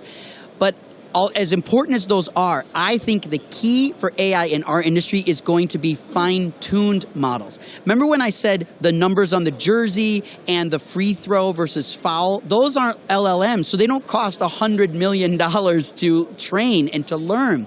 They can be done way cheaper, and they're actually more applicable to what we're doing because they're specific. And so that's where I think the fine-tune model is the key to what we're doing, and I think that's where we're going to see the most innovation that's applicable in our space. So we need LLMs, but only a few people can afford to do that, and many are having trouble paying their internet bills, by the way, with that expense. And so I think the fine-tune model is more applicable in our space. That's a great answer. We've got a couple of minutes. We're waiting to cross over to our next people, and so. We can now. Awesome. That's great. Hey, Michael, thank you so much. We look forward to chatting with you again, and thanks for stopping by and hanging out in the booth. And once again, how awesome is it that you've just been able to talk to people all around the world? Thanks, everybody. Sitting on the floor. It's amazing. Thank you, Michael. Bye. We're going to cut across now to Alex, who is standing by with Motion Impossible. We're going from cloud now down to robotics and a bunch of movement. Very cool movement. Alex? Thanks, Grant. I am here with Ben Dare, and he's the Chief Product Officer here at Motion Impossible. And he is going to give you a tour of what they do. I stop by Motion Impossible every single show just to stare at the pretty machines. So I'm going to let him really give you a breakdown. I'm going to hand it off to Ben. Hey, great, thanks a lot. So yes, my name's Ben, and I'm the Chief Product Officer. And basically what we've got here are 3 different configurations of our products. For those who don't know who Motion Impossible are, we basically are a modular robotics company based out in Bristol, the UK. Been around for almost about 10 years. And we offer a variety of different solutions for all kinds of different productions, be it from sports to feature films to drama, commercials and so forth. And basically we've developed a robotic dolly system to enable people to support various different camera payloads in various different configurations for all kinds of different environments, be it very dramatic environments in terms of being able to move very quickly to very subtle, very precise kind of movements as well. So just quickly orientate around the booth itself. So we've got 2 configurations here. We have the what we call the Agito Magtrax, which is basically a configuration where we can actually follow a magnetic strip, so we don't need to worry about steering. We're also showing off our brand new Gen 2 core in the middle, which is brand new. Also on top of here we have a tower configuration, and also we've got an Arri 360 Evo head on there as well. So this is what we typically use with the dolly wheels in a studio. So the second system I've got here is an Agito Cine, which is also brand new. This is quite special because this has been designed specifically for feature film production. We can have a lot more higher payloads. We can also have a much extended range in terms of the actual telescopic tower itself. This is actually called the column. We've also got the matrix head on top of there, so we can put a lot of weight on this particular system itself. And again, it's been designed specifically for the Cine production.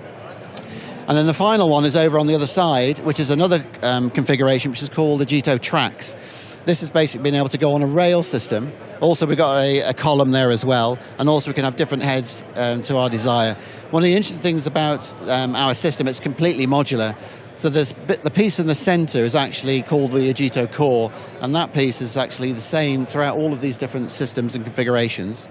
Also, the Agito Trax can be inverted, so we can actually have it configured in the ceiling, so it can be what we call a sky trax, and that basically means all of that configuration can be completely inverted and used in the same way. And then the other thing that we're actually showing off is some software being able to control the actual Trax system itself. And that's pretty much that in a nutshell. Also, we're showing it moving around here. Also, one of the things is, if you were here, underneath the floor there is a magnetic strip, which the Magtrax will actually follow, so it means you don't need to worry about basically steering the actual system itself. And there's something quite special about what we've got here, is that we can have different routes where the Magtrax can actually go. So, Rob, do you want to go on the Magtrax? Yeah, nice. Yeah. So just quickly demonstrate this. What you'll see, if you just pan down, yeah. So now you see where there's a glow underneath the actual Magtrax sensors. That's actually detecting there's a magnetic strip. Yeah, and so what it'll do, it'll automatically, so just move it forward a second. So it'll automatically change its trajectory. So we're not doing any steering at this particular point. We're actually just dealing with the actual speed itself. That's really cool. Yeah. Now the interesting thing about the Magtrax is that you can have it. It's basically an inch strip, which you can actually either put on top of the surface, or you can actually embed it in an actual set itself. There's also another 1/4 inch cross section, which people have actually buried in ice, under soil, and all kinds of different environments. That's great. Ben, I'm Grant from Adelaide, South Australia. Thanks for showing us that. That's super cool. I'm interested in your thoughts about what some of those big shifts. It feels like there's been a huge shift in sort of this motion control. Obviously, finer servo controls, the actual movement of the motors that are moving, that seems to be something. But there seems to be a big shift in the finer control and the software of it. Is that what you have found? Yeah, definitely. I mean, there's a lot more interest in people being able to have reliable, repeatable moves. And obviously in the motion control arena with other companies, they've been doing that for a long time. The interesting thing about what we have here is that it's a modular system, and also it's a free roaming system, which adds its own challenge with regards to motion control. We're not going to get to the same kind of micron level kind of precision with other motion control systems, but we're going to try and get down to the centimeter level, which in most cases is enough. What's interesting is when you use mag tracks, you don't need to worry about steering. So you can actually, like for instance, we use it a lot in cricket. And so you can actually go around the boundary, and then you'll never go off the boundary because we don't need to worry about it, which is really great because we can get to some really interesting positions and not worry about having to drive in a particular way because you're following a magnetic strip effectively. Well, now you're talking my language, Ben. It's you're there in America, and you just mentioned cricket, and I'm one of the few people that would understand what you're talking about. That's what I thought I'd mention it. Exactly. Having worked on camera operating for cricket here in Australia, I know exactly what you're talking about, and we have seen lots of these little buggies now we're using for cricket going on the boundary. The idea of just running a magnetic strip and just let it do it is super cool. Yeah. It's very cool. Well, I was going to say the Fox or Over is one of our products. So what you see in Australian cricket, that's our product. Oh, there you go. It's a super cool little buggy. It's very cool. Unfortunately, got to talk to an American now from Hollywood. Here's Courtney. He's got a question for you. Okay. Hey, thanks for the information. It seems like this solves a problem of which we constantly have in Hollywood if you're on a wide-angle lens, is hiding the dolly track. So it takes it off the track. It allows you to put down a mag stripe that you can easily conceal in your floor or your set and have it drive a long distance and not have it deal with the dolly track getting in the shot for live shots or for production. Seems like it would solve that problem. And you say you're getting it down for motion control and repeatability with this kind of, it's not quite down to the millimeter, but the centimeter area is good for wide-angle lenses for some repeatability in moves if you're doing motion control. Yeah. So basically, that's our goal, is to get to the centimeter level. I mean, what it's going to be dependent on is what kind of tracking technology we're going to be using. We're actually in the process of actually developing the ability to use any kind of tracking technology, so outside in, inside out kind of technology, to make sure we know where we are in space. And then once we have that kind of level of precision, we will basically course correct based on whichever path that we actually define, or you define in terms of the motion. So obviously it requires calibration, but ultimately we're going to use effectively off-the-shelf technology to give us that ability to know where we are in space, and that's basically the problem we're trying to solve. And your track-based system, like the one that's behind you there, does that have wheel encoders so that it has a pretty tight level of encoding? Yeah, so we've got high precision wheel encoders. So on the actual drive end itself, there's obviously the motor, and then we have a separate encoder wheel, which we actually use to know exactly where we are along the actual track itself. So we can actually have repeatable moves today to go along that particular track. And when you actually get it configured, you actually have a calibration mode, which basically sets, defines, it understands, it learns the distance that you actually have between the magnetic stops, which is, obviously one of the safety features that we actually have. Okay, thanks. That's great. Thank you so much, Ben. All the best for the upcoming Cricket T20. Hopefully you come second, and that Australia is first. So that's what we're looking for. Thanks so much, Ben. That was awesome. Really cool. Great. Thanks a lot, guys. Cheers. Bye for now. Yes. How cool is it, all right. Panelists? We have a little check-in here. Alex is back. There he is. Very, very cool. Hey everybody, how's it going? So this is kind of a fun little trip, and again, we motion control can come in a lot of different places. We just saw Motion Impossible, and we thought we'd come around here, and we've got now a lot of us use a lot of PTZ controllers. So this is a whole nother line of these, and I thought we would start with Marco here. There's two companies sharing space here, so we're going to kind of go to each one of them here.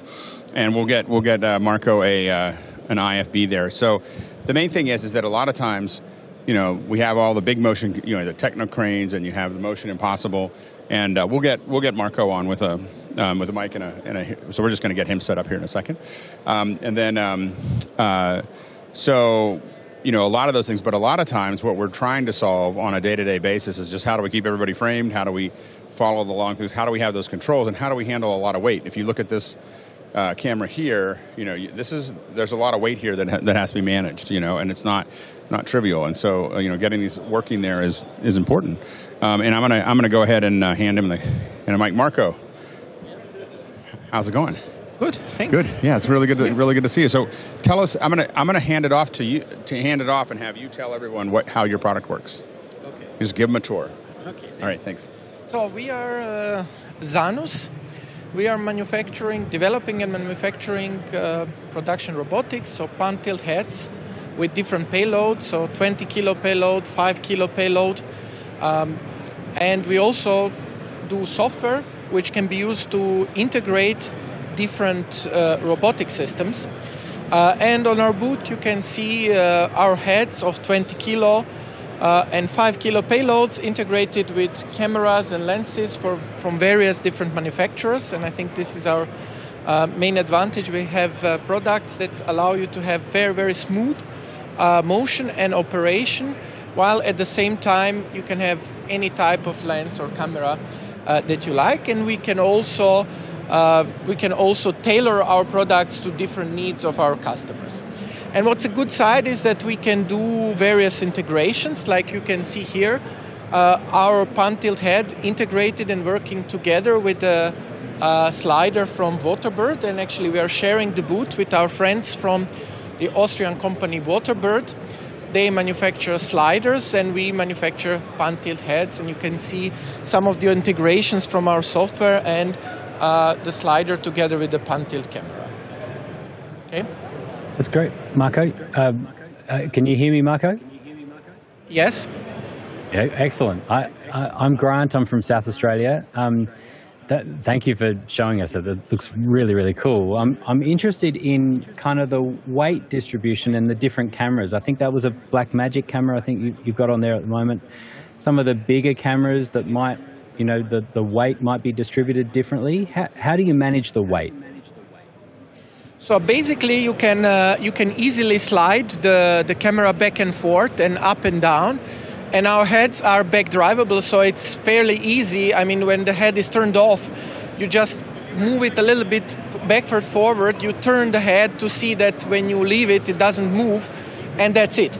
But also the heads can work even if it's not perfectly balanced. You just need to have some reasonable level of balancing, but it's fairly easy. Yeah. That's great. In Hollywood, I've got Courtney. He's got a question for you. Go ahead, Courtney.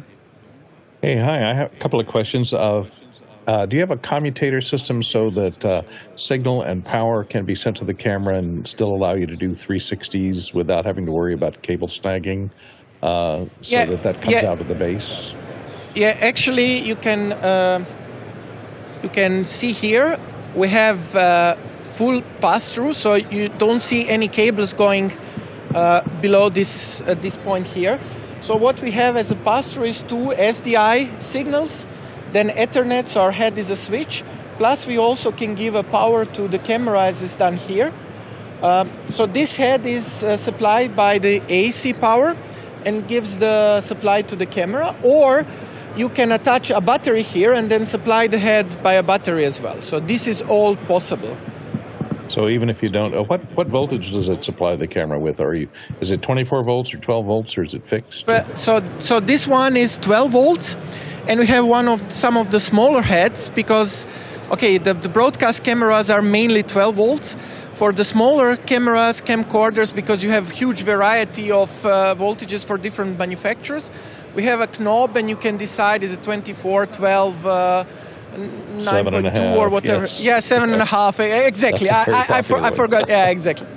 Yeah. Exactly. Thanks. You're welcome. Thank you. That's great. So, yep, go. Oh, I had one other question.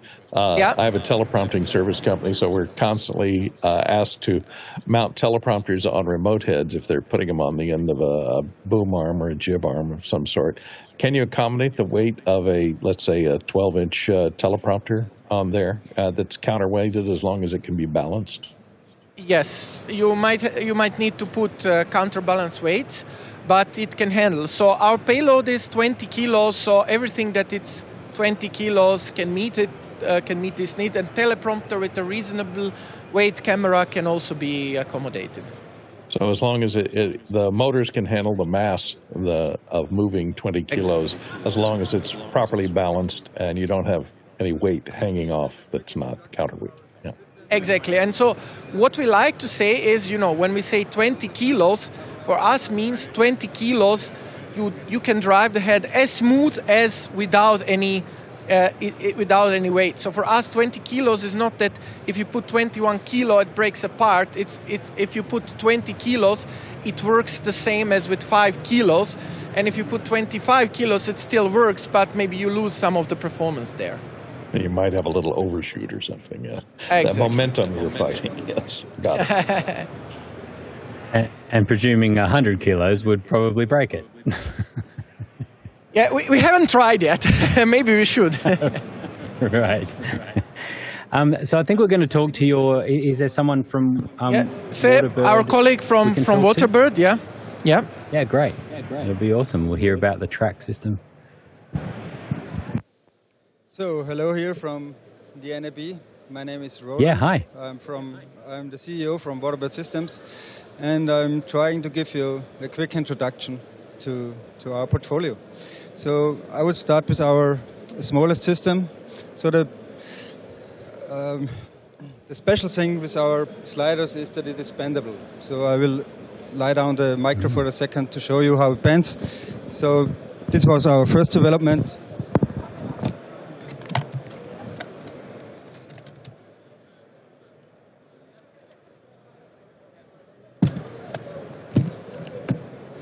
So that means you can easily bend it in any shape you want and lock it again.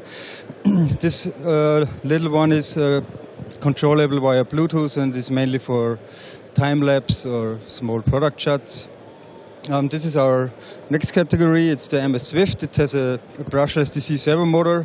It can be controlled wirelessly with wireless DMX or even wired with wired DMX or with pedals. And here you can adjust the speed or the ramps, and over there you see it moving. So this is like maximum speed now. Also this one can be configured in any shape. And with this little joystick you can configure it just in ping pong mode, so it goes back and forth all the time. You can configure in the pause time as you like, and also set up some memory points. Yeah, that's it basically with this system. So, wow, Roland. That's really cool. What's the maximum length of the track that you can have? So with these smaller ones, we typically sell it up to 2 meters. But for some special needs, we can also make it a little bit longer. But it doesn't make.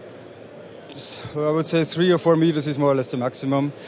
But when it comes to longer tracks, this brings us to our bigger system, the MSXL that we see here.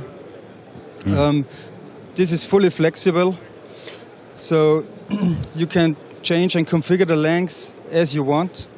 I can maybe show here in this example. So we have the track segments here, they bend, and with the screws here, you can lock it in the shape as you like. Then basically you just need to set up the track, and in the end you slide in the rail, and then you're ready to go. So the rails need to have the length of the total track, as you see here. And for initialization, it just searches for the magnets near the endpoints, and then you're ready to go. And I can show you some control of it.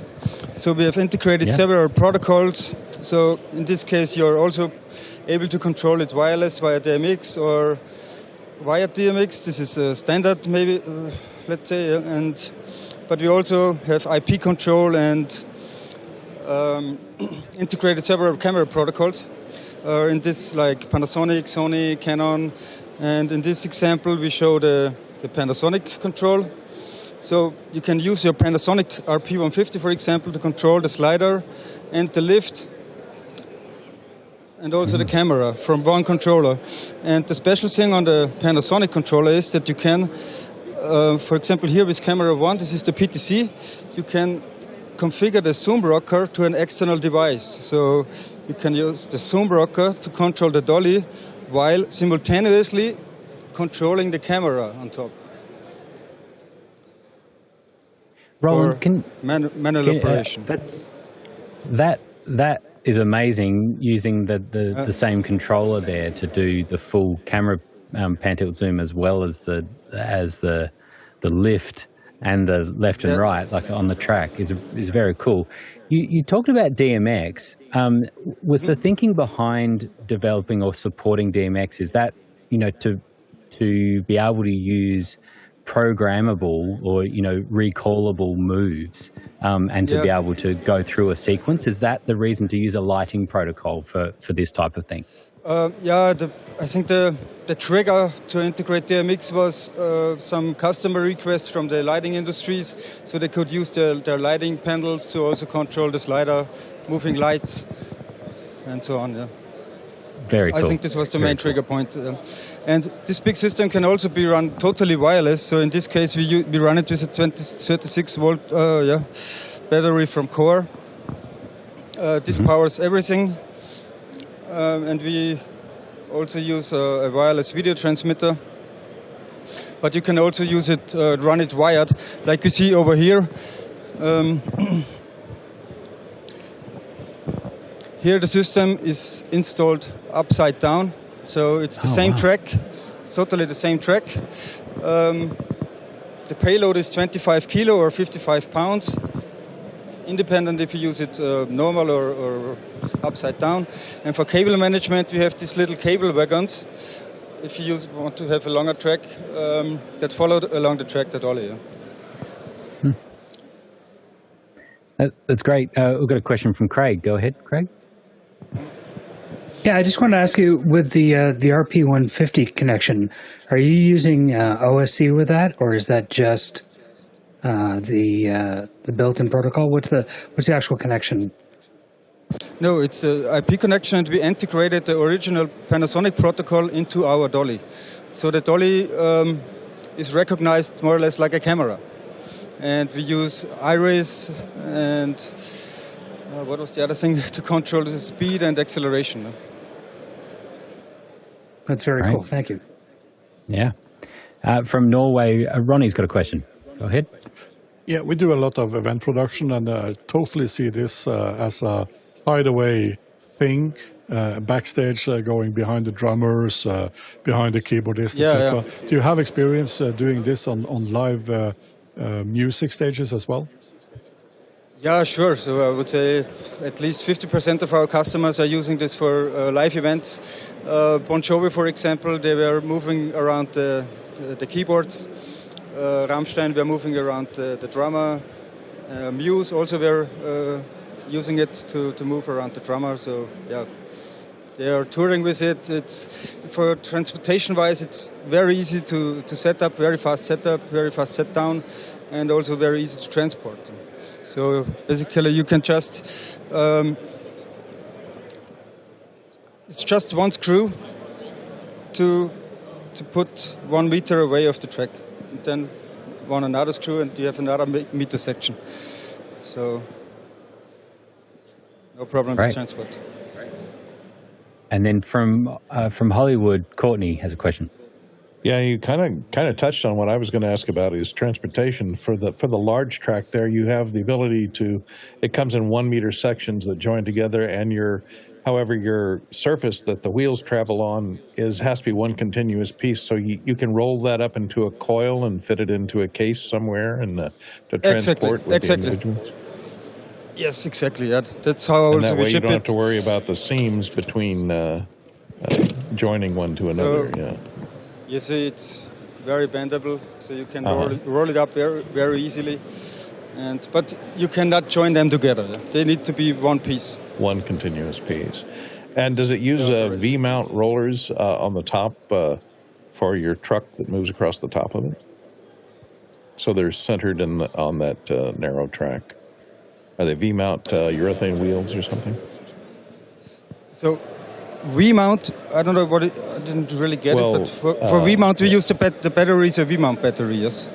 No, I was talking about the wheels that roll on the top of the track. Do they have a cutout on them that conforms to the curve, that conforms to the round track? Here in the bottom, or you are mean they the flat wheels? Yes, the wheels. Maybe, yes. so I don't know if you see this in detail, but we have more or less, it's a V-shaped. V-shaped, yes, that's what I meant, V-shaped rollers. So, and we have 4 of these packets on every corner of the dolly, and each has 4 of these rollers. So they clamp around the rail, around this V shape. So it's not easy to knock them off that rail by any chance, even if you're top heavy on with a tall extension on the top, it grips the track so that it's not likely to be blow over or blow off in a windy situation, let's say. Yeah, sure. This is so the lift. So it's called the autopod. When you go like 1.5 meter up, wind could be an issue. Yeah, for sure. This cannot be used everywhere, I would say, because if you have wind, then it will move. Right, but at least it won't fall off. It will not fall off, no, but you will have movement with strong right. winds. Yeah. And another quick question from Ronnie.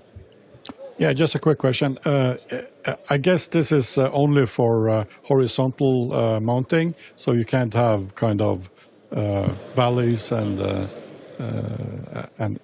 inclinations. So it has to be flat, perfectly flat. Yeah, I mean, no, it doesn't need to be perfectly flat. But it has no self-locking mechanisms, like say it like that. So if it loses power, it follows the gravity. That's great. Roland from Waterbird Systems, thank you so much. And we had Marco from... Appreciate it. Yeah, thank you so much. It was from Zanos as well. We had Marco. Thank you for spending a few minutes with us. It was awesome. Really cool. Thank you. Thanks a lot. Bye-bye. Thank you. Bye-bye. I just want to take a moment to thank our major sponsor, Zoom, for making this possible for us. So you can scan this QR code to sign up for announcements, things specifically that we're using, Zoom ISO. We're also using the Unity. What am I thinking of? It just went out of my mind. Unreal Engine, sorry. Unreal. Thank you. Unreal Engine is what I was thinking of, is what we're using at the booth. But of course, everything we're doing, we're connecting across the globe, and we're using Zoom to make it all happen. And it's just rock solid. We've been using Zoom for office hours every day, hours a day. We use Zoom and it works so great. We have full 1080 images that are coming over, and I'm just sitting in an office in Adelaide, South Australia, and I feel as though I'm there. I was thinking about that as we were just having that conversation, how easily the panelists, all of us, have just eased into just asking whatever question we want, very casually speaking to these people like it's just a very easy thing to do. And the systems are working so well. So we thank Zoom, and we thank our team for making this all possible as well. Hey, Alex, I think we're at Aputure now. Is that right? Hey, I think so. Are we? I think we're ready. Yeah, absolutely. So we'll throw it back to you. Oh, there we go. We've got Ted Sim is sitting at our booth. I thought you were with Alex. That's why I threw to Alex. Hey, Ted, can you hear us okay? Yes, I can. How's it going? Awesome. Yeah, really good. Hey, tell us what's new at the show for Aputure. What's current? Yeah, absolutely. So for the people out there that know Aputure fixtures, we started about 10 years ago. And basically at that time, we were in a point when everyone was saying LED would never, ever, ever replace tungsten or HMI lighting, right? And we now know that that's obviously not true. The color science took a while to get there, and this year we just brought on the head of the AC Lighting Committee, who's designing all of our color science moving forward, and we now have lights that actually replace the M40, which is basically the standard large fixture on a lot of these film sets. And those are now there from Aputure, and what that means, that together with our Infinimats, is that Now every traditional light form factor from the last 100 years, whether it's a point source, a bulb, a panel, a tube, a mat was the last one. Every traditional light fixture, there's now an Aputure version. And the way that the Aputure lights work is that when you turn them on, they all automatically network together. They find each other, they connect, and then your phone taps into the network, which means that for people out there that want to be able to control their lights wirelessly, you no longer need to set up wireless DMX and the console board and all of this. It all just seamlessly works automatically and ready to go. So that's our big announcement. On the software side, the big announcement is that for the console people out there, right, we've had Sidus Link for a while. People love kind of the ability to do this with Aputure lights. On the Sidus Link side, we just released Sidus Link Pro, and what that does is if you are a high-end Hollywood console programmer, and you are using wireless DMX because it gives you that rock-solid stability. It means that when your finger moves, the second your finger moves, your lights move in tandem. That was the only reason that people would ever use consoles before, a lot of the Sidus Link Pro stuff. Sidus Link Pro now actually connects through wireless DMX as well, which means that you can control not just Aputure fixtures, but now the same lighting app that you used before has instantaneous control and Wi-Fi level stability. So those are our big launches. You say them quickly like it was easy to do. Like, that's amazing. Pretty impressive. Obviously, the big changes with those huge fixtures is obviously power usage goes down dramatically, right? Absolutely. And then heat as well on set. Yeah, we're actually seeing this as a buying requirement from places like Disney and Netflix. Is that all these sets are trying to go green now. And that's fantastic. If you think about a production, it's like so much power, and we're burning these diesel generators. LED takes, again, 1/10 the power, 1/6 the power at very bare minimum. You get more intensity now, and again, we all remember the days of putting our hands in front of a hot light. I think a lot of people still remember it now, actually. Hot lights are still being used. These things, they light on fire, right? They're frankly a hazard in many ways unless you're technically trained. Yeah, and changing out all the bulbs all the time as well, right? My goodness. You bump it and you smash a bulb, and you got to bring all these spares with you and all of that. Yeah, exactly. Did you guys hear that people are saving tungsten bulbs now? I'm sorry, that's crazy to me. People are saving their tungsten bulbs because they're you can't buy them anymore. They're illegal. They're vintage. Yeah. From Wellington, New Zealand, Adrian's got a question for you. Yeah. Hey Tim. Hey. I come from the old school days in stage where I can remember stacked rheostats and having to run a piece of board down it to dim lights. So picking up Sidus Link Pro on the iPad this week was amazing. I've got Aputure lights all around me at the moment, though the sun's taking over. Just wondered if you could have a wee chat about Sidus One, because I gave away all my DMX lights because I didn't have an easy way to control them, but now I do. I'm so glad that you're using the fixtures and you're using the ecosystem already. Sidus One, there's two ways I can explain it. For the people that know wireless DMX, it's the ultimate transceiver, right? We all kind of know the days of before, if you wanted wireless DMX, you needed a little box. We'd make them, Pelican cases. You need a wireless router, you need an NTEC Ethernet encoder, and then on top of that, you need a CRMX transmitter. You need these three devices that you have to patch together. Each of them is a failure point just to get wireless control of your lights, right? Sidus One is basically the only piece of hardware that you need for Sidus Link Pro to work. And basically you bring this on set, it does the job of all three of those things, and it gives you full CRMX, Ethernet, and DMX control now for all of your fixtures. So that's huge for us, and we're really excited about that. Yeah, I had a little NTEC box into the DMX lights, and I was looking at Sidus One and going, I can retire that, but I gave all the lights to my friend that runs a DJ shop, so... You get it. Yeah. I think for most people, they're so scared of wireless DMX, and frankly, as they should be, because it's not easy. It's not affordable. It takes technical knowledge. It's complicated to set up. Our job is, can we make that part of the process almost invisible, right? Can we make it so that people can just turn on their fixtures and focus on being creative and telling their story, and that's the goal. Yeah, well, linked in with Sidus Pro, it's literally fingertip control. It's so easy. Yeah, I'm so happy that someone is using the fixtures already. It's music to my ears. I'm really happy to hear that. Thank you for saying that. Love it, man. Yeah. Courtney, I think we've got a question that came from that asknab.live. People that are watching on YouTube, maybe asknab.live, and you can ask a question. Courtney, we've got one there. Yeah, we have one from Robert Shoji here in Los Angeles. He says, could we get a quick overview of the Amaran lineup by Aputure? Absolutely. So when we started making our lights, basically we started out doing LED for filmmaking. And in the beginning, the people that used all of our fixtures were the online content creators, the YouTubers, the filmmakers in that space. That's fantastic. And we've realized that this world has grown bigger than anything. And I think the biggest takeaway from the last year is that we realized that the people that want to be online content creators, they don't want to be sitting on a dolly at 2 a.m. shooting a commercial or a film in this way. They want to express themselves online. They want tools that are affordable and that make filmmaking easy to use so that they can focus on their hobby, whether it's bread baking or a podcast or gaming or something like that. Amaran now is basically an entire team. It's our first time doing a solo debut at this show where Amaran is there by themselves. We're showing our technical team. Before, it used to be that our tech team would wake up every day and they'd think, what does the filmmaker need? What does the content creator need?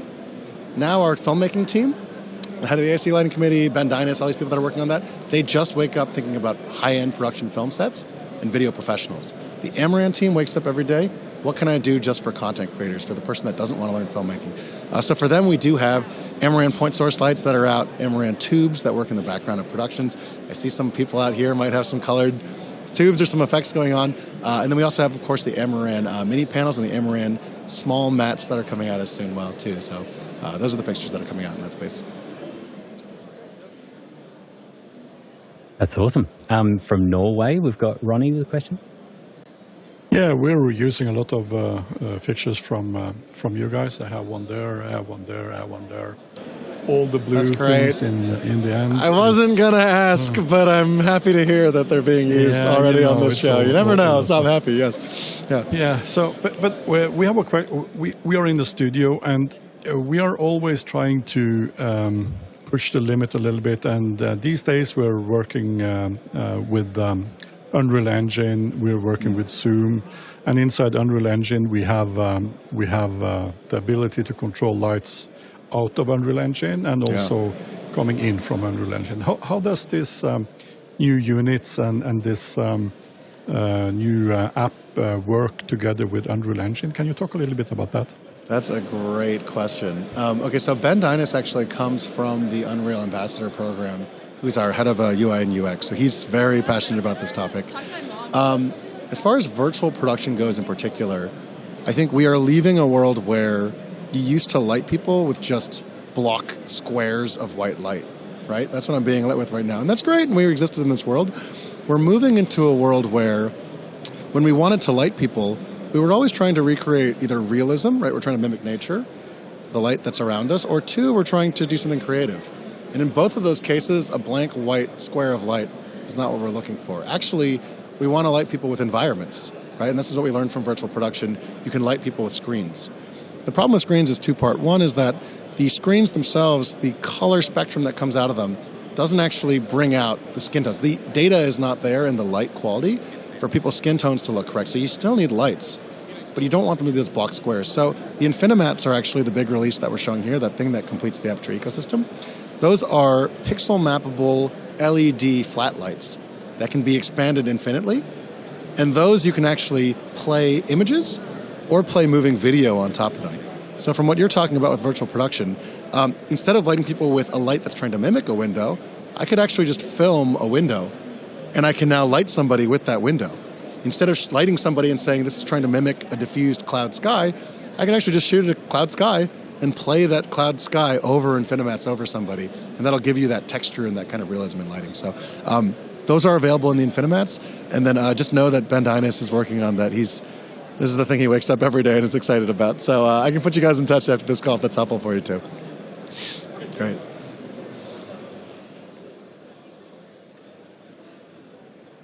Hey, also using Aputure here behind me. So I downloaded the app and I was curious. I saw that there's cues in there. Now, are cues something that I can use with the P300, or how does that work with the Sidus Link Pro app to be able to do things in a row? 100%. So I think before this in Sidus Link, on just using the Bluetooth mesh network, you could basically control like a couple of preset things that we set that would go in sequence, right? But you couldn't really control the timing, and you couldn't really get exact finger-made control. So queuing now basically gives you the queuing system that comes from the lighting console. That basically is now enabled by Sidus Link. So it's the same kind of UI UX that you get, but now yes, you can queue your lights to do different things at different times, and you can actually do lights out of order as well too, in whichever timing you'd like. So that's the big release.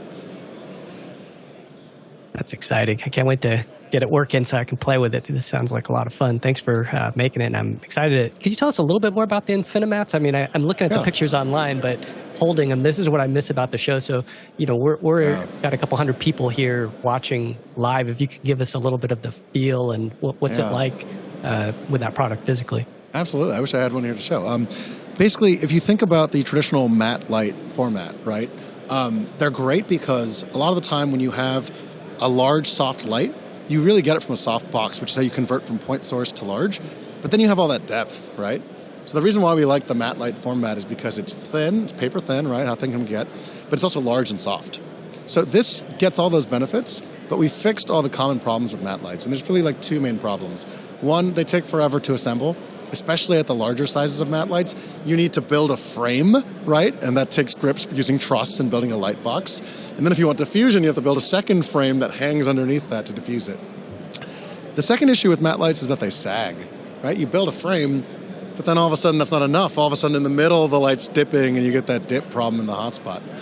Infinimats solve that in two ways. Number one, by itself, you can use it as a light mat, right? You can use it as a frame in the same way that everyone else does. And it's 2 times the brightness, full color tunable with our ASC leading color science, pixel mappable as we talked about before.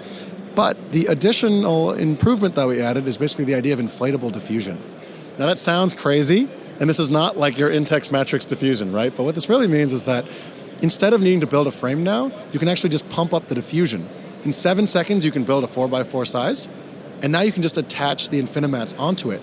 And now you don't need a frame anymore. You can actually hold it by itself, and your soft matte light is now the full size that you can use. It's lightweight, which is why it's inflatable. And when you look at the middle of it, it doesn't sag anymore. It actually holds a structure, a plastic structure that holds it all together. We're going to have to send our wireless camera over to get the come through, come see it. You're describing it really well, but we've got boots on the ground that could cruise over there. So come through. We have a 20 by 20 set up right now in our booth with a skirt and egg crate.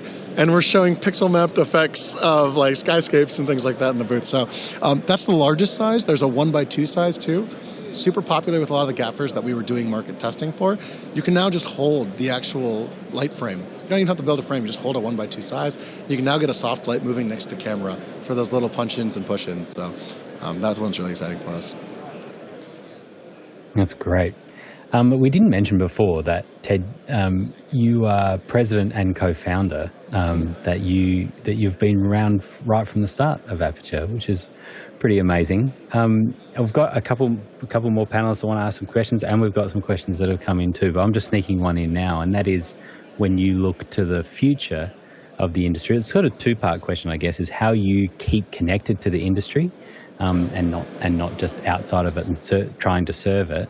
How you keep connected, and secondly, as you look to the future of where it's going, what are you excited about? Yeah, I think the first thing I need to say is like all good things, it's not just me, right? It comes from a crew. We have a crew of people that are focusing on this, and Ben Dynas is working on the UI UX, Tim Kang is working on the color science. I want to shout out all these names. Mitch Gross is designing the Infinimats and working on this. There's so many people that make this happen. I think in the beginning, I came from filmmaking, right? I came from being an owner-operator. A lot of it in the beginning was design a fixture that we wanted, right? And then now it's been 10 years, and you're right. You kind of get a gap from the industry. So for a while, I used to host Mogul, which was our show to bring on cinematographers and ask them, can you break down your set for us? And that was my way of staying connected to the industry, making sure that I understood what was going on. Long term, I think the most important thing is we bring in filmmakers every day, and I want to go back to the point that we're interviewing, because I think the place that we're the most impactful when we're standing right there in between the engineers that can build you a TV with their hands right away if they wanted to, and the artists that know exactly what they want, but they don't know how to build anything, right? So between these two spaces, if we can stand there and translate the needs of the artist and then make it something that the engineers can understand, and actually tell the artists what are the new capabilities as far as what's appearing in technology and innovation. That's what I care about. So yes, you're pointing out probably the biggest challenge thing, the thing that we pride ourselves at being good at, that as a company we work on. So, yeah. That's awesome. Over to Charleston, South Carolina. Blue has a big studio that he's got set up there. What's your question, Blue? Yeah. Well, first off, thanks a lot for being here with us. Here in Charleston, I've got a couple of studios. They are fully lit with Aputure P300Cs, I think, is something along those lines. Yeah. And I love them. What I'm wondering is, does these new changes that you made to Sidus Link Pro, along with the one thing, and I'm sorry, I'm gapping on the name. Yeah. Has it changed the connectivity of the existing fixtures in any way, shape, or form? No, it makes them better. And what I mean by that is that... Tell me about the better. The better, absolutely. So if you don't want to touch Sidus Link Pro, and you don't want to go into wireless DMX or any of that, right? Like our job, by the way, is to make that as easy as possible. You don't even have to touch that, but if you bring a Sidus One on set, previously you had an 80-meter range just on Bluetooth mesh. And again, each light acts as a repeater for your Bluetooth mesh signal, right? So it's already a pretty big connection. But Sidus One actually takes that base range of 80 meters and expands it all the way to 180 meters. So it actually gives you about a 2.5x increase on range by itself. So the system that you already know and love, it just got better through a software update. And if you want to bring on this tool, you can use it. And then our job for the next, really the rest of the year that we're working on for this, and it's going to continue going, is we're going to give you the same benefits of wireless DMX. And it's going to happen in a way that you don't have to learn anything. We're going to do it in a way that you're going to get all those benefits so that you can just keep working in the way that you're working. Try to make the UI UX easier, but you get all those benefits as well, too. Awesome. Thanks a lot. Yeah. That great, Blue. You'd be able to sit in your office and just change all the lighting and just... I know. Just hand me an iPad. I'm ready to go. That's the goal. Exactly. That's the goal. Courtney, I think we've got some more questions that came through. Yeah, we got one coming in all the way down from Longview, Texas. Danny Grizzle has a question about how Polylicht is being integrated into the Aputure family. Did you absorb? Polylit. Are you talking about Polycam, like the LiDAR scanning device? Or I'm actually not familiar with this. I think he's talking about a lighting company called POL. Prolease. Oh, sorry, Proli. I left the R out. Oh, ProLight. Absolutely. ProLight. 100% ProLight, yes. And it's such a strange spelling. You know, who could pronounce L? No worries. ProLight's fantastic. yeah, we love ProLight. We love ProLight. So Mitch Gross is on our team from ProLight and the Orion series. Mitch is amazing. We love him on the team. He's doing a bunch of interviews right now at the booth. ProLight basically had a couple of key innovations. One, it's basically the RGB ACL engine. They've been working on this for a long time. And this is basically trying to do industry-leading color science. There's benefits to both the ProLight color science engine and then also the color science engine that we had going with Tim Kang, who's the head of the AAC Lighting Committee. Basically, we showed this at NAB last year, not NAB, IBC, but it's basically a combination of both color science engines where you're able to maximize the brightness and the skin tone fidelity and SSI that you were getting from our color engine with the saturation and the colors from the ProLight engine. So you now get both in one fixture. You get the Aputure ProLight color engine now. And it's basically using the innovations that we've had from both tech teams. It's taken us a little bit to merge them together, but, and I'm announcing this at a thing tomorrow, so I'll say a little bit about this now without going too deep into it.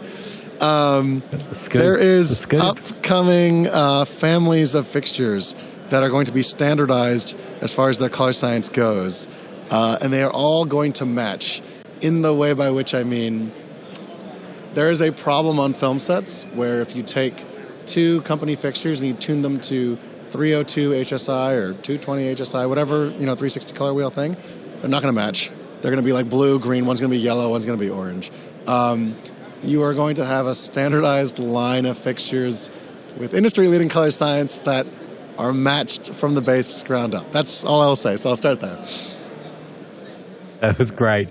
I love how you were dancing around that. So we'll just read between the lines and Sure. and then we'll get the announcement tomorrow. Good, I'm glad. Thanks. That's great.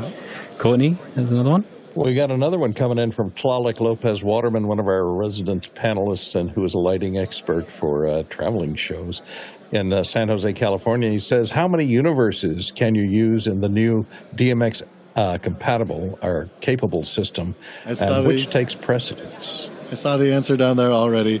It's 4. There's Sidus 1 and Sidus 4. Sidus 1 is a single universe. Sidus 4 is 4 universes. So it's up to you and however you want to pick this. Right. Next question. And this one comes in from Craig McFarlane in Boston, Massachusetts. He asked, did he miss something, or when are they releasing the Infinimat products? You didn't miss anything. There's no announcement date set. They will be out this year. I cannot say anything as far as the availability yet. Other than that, they are working in the flesh. And they're going out onto major motion pictures now. I think for a lot of Aputure people out there that, it sounds like we have a lot of Aputure users here that are watching. Guys, this past year has been, it's the thing that I think so many people said would never happen for us, which is, we had lights go out on Dune 2, on Mission Impossible, on Star Wars. And, I think for us from the past 10 years when we started, this is the stuff we've been dreaming about. And now all of a sudden, the highest end lighting technicians and cinematographers are coming and asking us to design new things for them. It's interesting because we're being asked to lead the industry in a different way, and it's the thing we've been waiting for. So for the people that have been watching for a long time, I just want to say thank you, and we won't let you down. So good. Courtney? And I did have one question about the Infinimat, and we'll go to the next. We've got another question coming up. Does it come with its own compressor or inflator pump? It does. Or do you have to hire gaffers with big lungs to blow? No, right? So I think the problem before was that, again, if you wanted to set up any light matte style thing, you needed to build a frame for it. You needed to do that. The inflatable fusion is super easy. You plug it in. It comes with its own collapser and also inflator. And it basically is a handheld device. It's maybe about half the size of a regular power drill. You plug it in 7 seconds, your 1x2 is ready to go. Oh, that's great. We got another question coming in from down in Essex, Connecticut, I suppose, or maybe that's across the pond. Eric Strand says, product idea for those of us shipping kits to remote contributors. Is it possible to create a light that reads the color temp of the room and adjusts its own color temperature to match? You need a spectrometer to be able to get an advanced reading on that. If you wanted a rough reading, you could use, Sidus Link has a feature called Color Match in 2 modes. It's got an incident and a reflective mode where you could actually match. So basically, for instance, if I wanted to grab a blue background or a color of a logo or something like that, Sidus Link has that functionality built in. Otherwise, if you wanted to get an exact match for our very high-end Techno users, you'd have to figure out the exact nanometer and then also hue, saturation, intensity of it, which you could dial in if you had that information, but you'd need a spectrometer for that.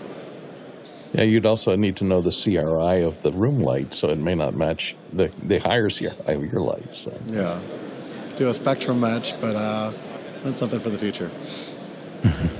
Nice. I want to let you go. We've just got a comment that came in our chat from Justin James. He was just saying about, you can see that lots of us use Aputure lighting in our home studios, and lots of those we have built in with other equipment that we're using, and then we're using a Stream Deck to sort of control all of that.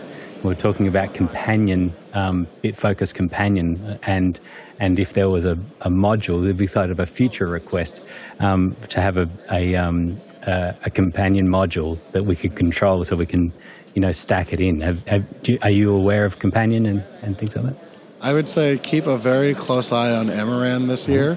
Amaran is working on, again, making it as easy as possible for our desktop and home creators, right? They don't want to learn high-end filmmaking. They just want to put themselves on screen and look beautiful. So how easy can we make it for that team and get the best results? So keep an eye out. Hey, that's awesome. I just want to say I really appreciate that I don't feel like you're just trying to flog off product, that you're really trying to serve the industry. And it really comes across in the way that you talk about it, that you're passionate about it, and you're wanting to enable people, not just try to make a bunch of money. I mean, I'm sure you could make money in lots of different ways, and you choose to do this, and you really are changing the industry. And I just want to say congratulations, and thank you for spending the time with us here today. Thank you. We started as filmmakers, right? I was a film school kid. I came out of this. This is the passion, right? The designing gear and all this stuff, that came second, but the craft is first, always. I appreciate it. Thank you. Amazing. Well, it's amazing for us to be able to spend this time with you, and so I really appreciate it. Hope you enjoyed. We're going to swing by the booth for sure because we want to see some of those demos. So it'll happen at some point. It'll be good. Please come by. Thanks so much. Yeah. Cheers. So I just want to take another moment just to thank Zoom again. And this is where you can find out more and sign up for the announcements, and so that you can subscribe to announcements. We're using Zoom extensively right now to be able to make all this happen. And so you'll find out things about Zoom ISO. We're using Zoom ISO in our flow, and we're using we're excited about Zoom Room Pro AV, which is a new product as well. And then the Unreal Engine, which is what Ted was just looking at, is how he was seeing our faces on the screen in front of him. Was using Unreal Engine and the Zoom plugin for Unreal Engine to be able to bring in individual feeds from Zoom, which is pretty cool. So we've got a moment now just to check in with the panel. I wanted to see how everyone was going. How Guy, that was pretty awesome, right? Spending time with Ted just then. What were you thinking? And it's amazing to see how far these guys have come. So years ago, I used to work for a company called DV Creators, and I taught lighting. And Lowell was one of our sponsors. So we invented something called the DV Creator Kit, and I helped spec it out. And it became the #1 light kit in the world. And to see where Lowell was and to see where Aputure has just come in and dominated. I mean, it's kind of like Kodak, where they didn't want to let go of the tungsten stuff because they had it down to a literal science, and we're just killing it. But man, the LED market has just evolved, and these guys are making it cutting edge to where it's hard to keep up. I mean, it's amazing what they're doing. I can't wait to see more about what the announcement is tomorrow. I think that's what we see more and more across the industry is like it used to be that there's these standards, you fit to the standard and that's it, and it's the same standard for many years. Whereas now we're saying, we're just going to use Bluetooth, and we're going to do a mesh network with Bluetooth, and we're going to why not? And it just works because it's enabled straight away. You open the iPad and it sees them all, and away it goes. That sort of innovation we didn't see, I don't think, in the past. That studio that we toured in Seattle is all Aputure. I mean, it was everything Aputure, and they have it down to where even when the client comes in, they'll make the lights change to their corporate colors with Alexa. So they'll just say, Alexa, Aravel's in the house, and boom, it just changes the colors. It's like, wow, to use that technology to instantly change, 25, 30 fixtures instead of doing it by hand. It's amazing to create these scenes, and people just do it with the touch of an app on your iPad or iPhone. It's really amazing technology. The thing I love too is that he's talking about their product being used on major feature films, Huge Dune and Star Wars and all these huge films, and then we mentioned BitFocus Companion. He's like, watch this space. I mean, that's like I can't wait. Huge, right? I bought one of those NTech DMX controllers, and I went to go buy the Luminaire app, and it just gets super complicated. And I've got my Stream Deck right here. I'm ready to go. Like, give me some companion, functionality. I don't want to build it all myself from scratch. Hopefully, with the help of the manufacturer, because some manufacturers will go in, but mostly it's been the community. Nobody owns BitFocus Companion. It's just like everybody's just helping out and putting these profiles together. So some of the things, like I'm using this PTZ controller, and that Sony Visca protocol, this wasn't done by, see if I can hold this up here. So I'm controlling, just so you guys know, I've been a little busy. I'm trying to run the 4 cameras from here, so I'm looking down at this thing every once in a while. But one of the things that Jonas built was a controller that's basically companion based on the Sony Visca app. So this stuff's all evolving to where we've got push button simplicity, and we just need a little more of the manufacturer's love to make this stuff easy, because not everybody wants to take the time to program hundreds of buttons. If you could give us a skeleton and make it easy for us, like intensity, saturation. Actually, with the new wheels on the new Stream Deck, that would be cool to be able to control the hue and oh man, that's where it's at. I can't wait. There's going to be cool stuff. I'm excited. Guy just had a moment. So cool. The world's opening up. Blue, what were you thinking? I saw your brain was getting excited. Oh, Bill.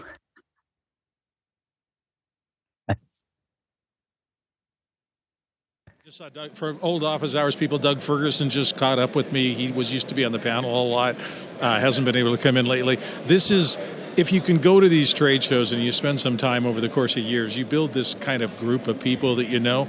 I was in the press office earlier today, and I spent a lot of years here on a press pass. And so it was media. Oliver Peters came over and said hi. And you're just catching up with people from all over the country, literally, and all over the world that you've been forming these relationships with. And we're all talking about the same things. I had a fascinating discussion of trends in the industry. He works in the cruise line side of things with big companies. So we're hearing how they're integrating technology and how they're building the show controls for what's happening on these giant cruise ships. I would never run across somebody in my normal life that I could learn from somebody in a parallel but different environment and have that 10-minute, that 20-minute conversation, share a cup of coffee and really dig deep and inform myself about something I wouldn't see otherwise. So that's the kind of magic of being here. We're just having all sorts of fun. That's so good, Bill. It's really cool. We've had a great time. It's good to just take a moment, check in with everyone. We've had a great time walking around and then having a couple of people sitting at the booth there. All of that's working so well. I think we've gotten used to it very quickly. We're just like, okay, now we're there, we're at the show, and we're able to ask questions. So, Blue Melnick, you got to ask some questions about Aputure, and what were you thinking there? I was just thinking about Aputure, and I happen to really love their products, as I know so many of you guys do, right? I can't even count how many of their lights we actually have. But one of the things that struck me is it feels like from a business perspective, they've kind of taken Blackmagic's approach, which is I want to get you really, really high-end gear, but at a significantly reduced price point, right? Like those Novas that we're using, those P300Cs, like to get the same thing from another vendor is like 2 to 3 times the price and no appreciable difference in quality, which, as I really appreciate. And I know sometimes when you look at Aputure pricing, I think some people look at Aputure pricing and be like, wow, that's expensive, especially when I compare it to Godox. They are really just bringing pro-level gear to something that is to a price point that's way more approachable for so many of us. So I just really appreciate that company. Yep. Yeah, me too. And even more so, after just hearing TED Talk and, it was just his approach to it all was so cool. I also will say that as soon as he got off of here, the first thing Office Hours did was second hour. We knew the engagement was happening. We knew they had interesting things. So now we're going to bring him on and try to get more in depth and let more people ask questions directly. Amazing. So good. Ronnie, what were you thinking? I'm especially interested in the same actually as the other studio, Blue studio guy. We have more than 50 fixtures from Aputure, mostly Lightstorms, and we have P300Cs lighting up our green screen wall. And actually the other day we used a NAB Omniscope to kind of make a measure of everything that went on with that green screen. And the result was, we can fine adjust everything using the app. We can have it perfectly dialed in. So the next thing we will be doing is probably add some of the light mats. And another thing with Aputure, which we don't see all the time, is amongst those 50, 60 fixtures, we had 0 with the errors or something went wrong with them.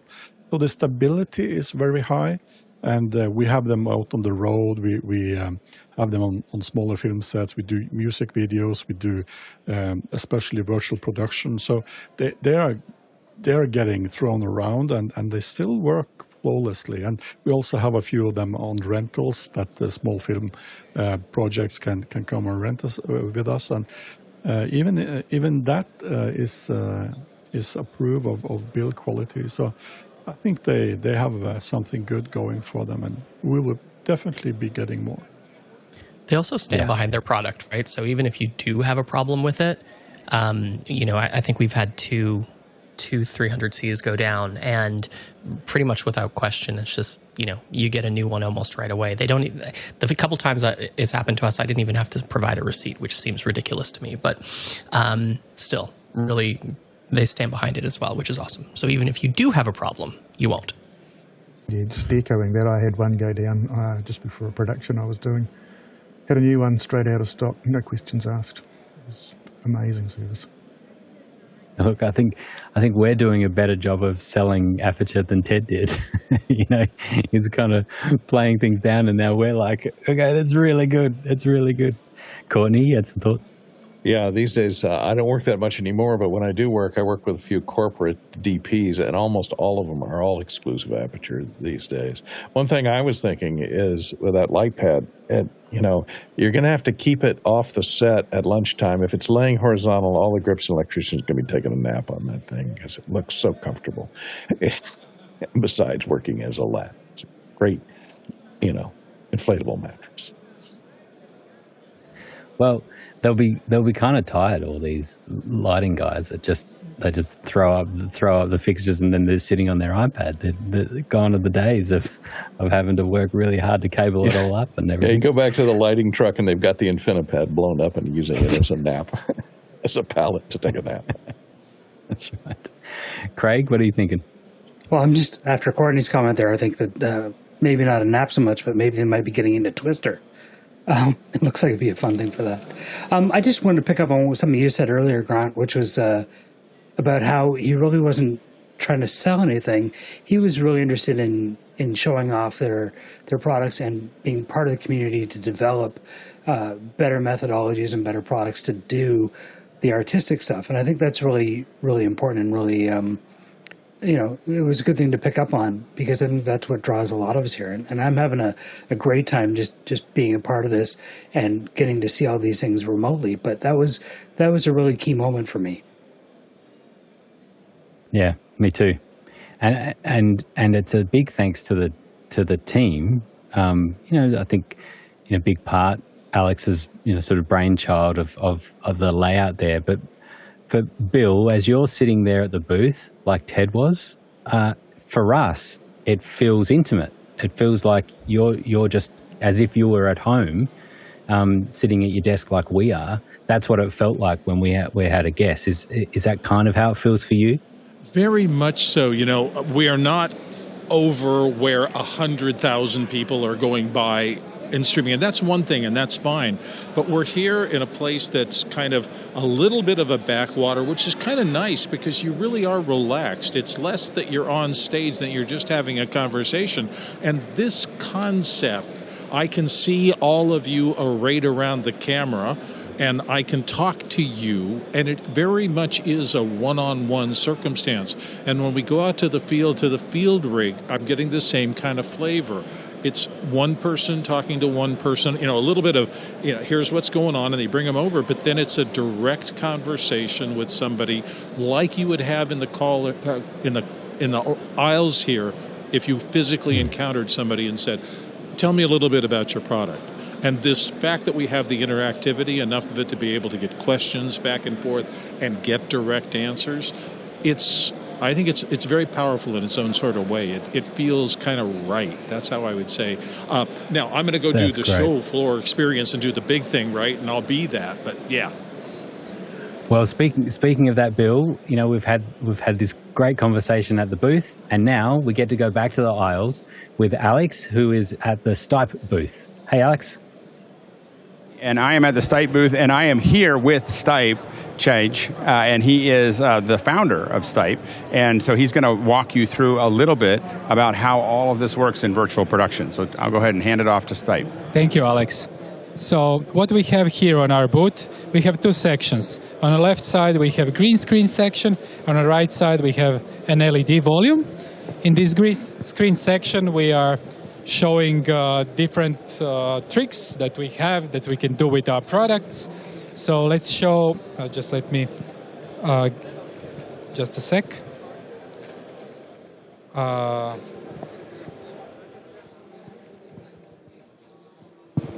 Angela, can we turn on the scene, the sports scene, so that Tony can show how we use follower? Okay. Okay. So now this is rendered live. I'll move this camera. You see, we're rendering this live in Unreal Engine, and we're using our follower, which is sort of like a motion capture system that is using active beacons. Right now, Tony is using a pen to draw in the air, to move the players around. And I'm moving the crane arm.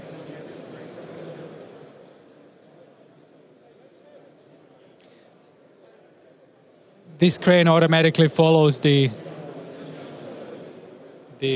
targets. Just a second.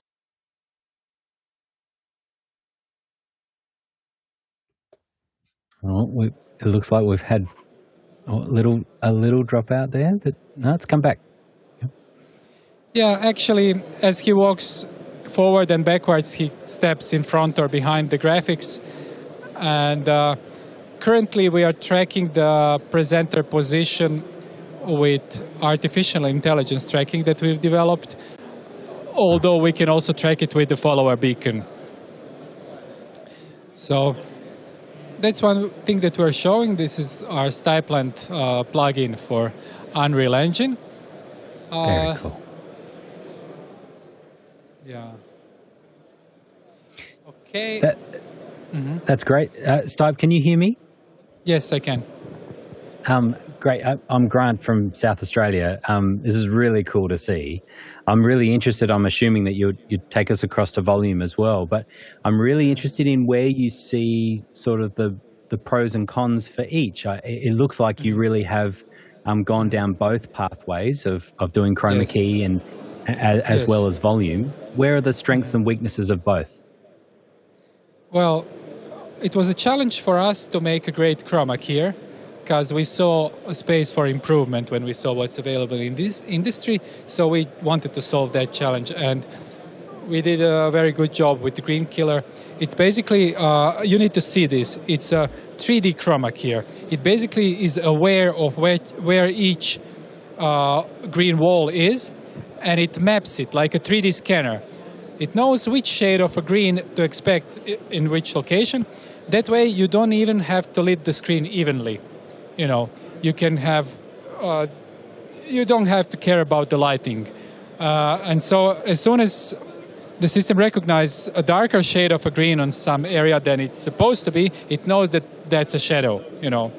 Otherwise, you have to put a lot of effort to lit the green screen very evenly, and then you also lose a lot of information because it's never perfectly even, so you have to spread your tolerance area too wide to cover it. I will come back to your question, but I just want to show how we scan the green screen. Just a sec. Yes, please. Angela, can we please show the scanning of the green screen? Do you hear me? Yes, yes. So, yeah, and you will see that on screen. So let's show the clean feed.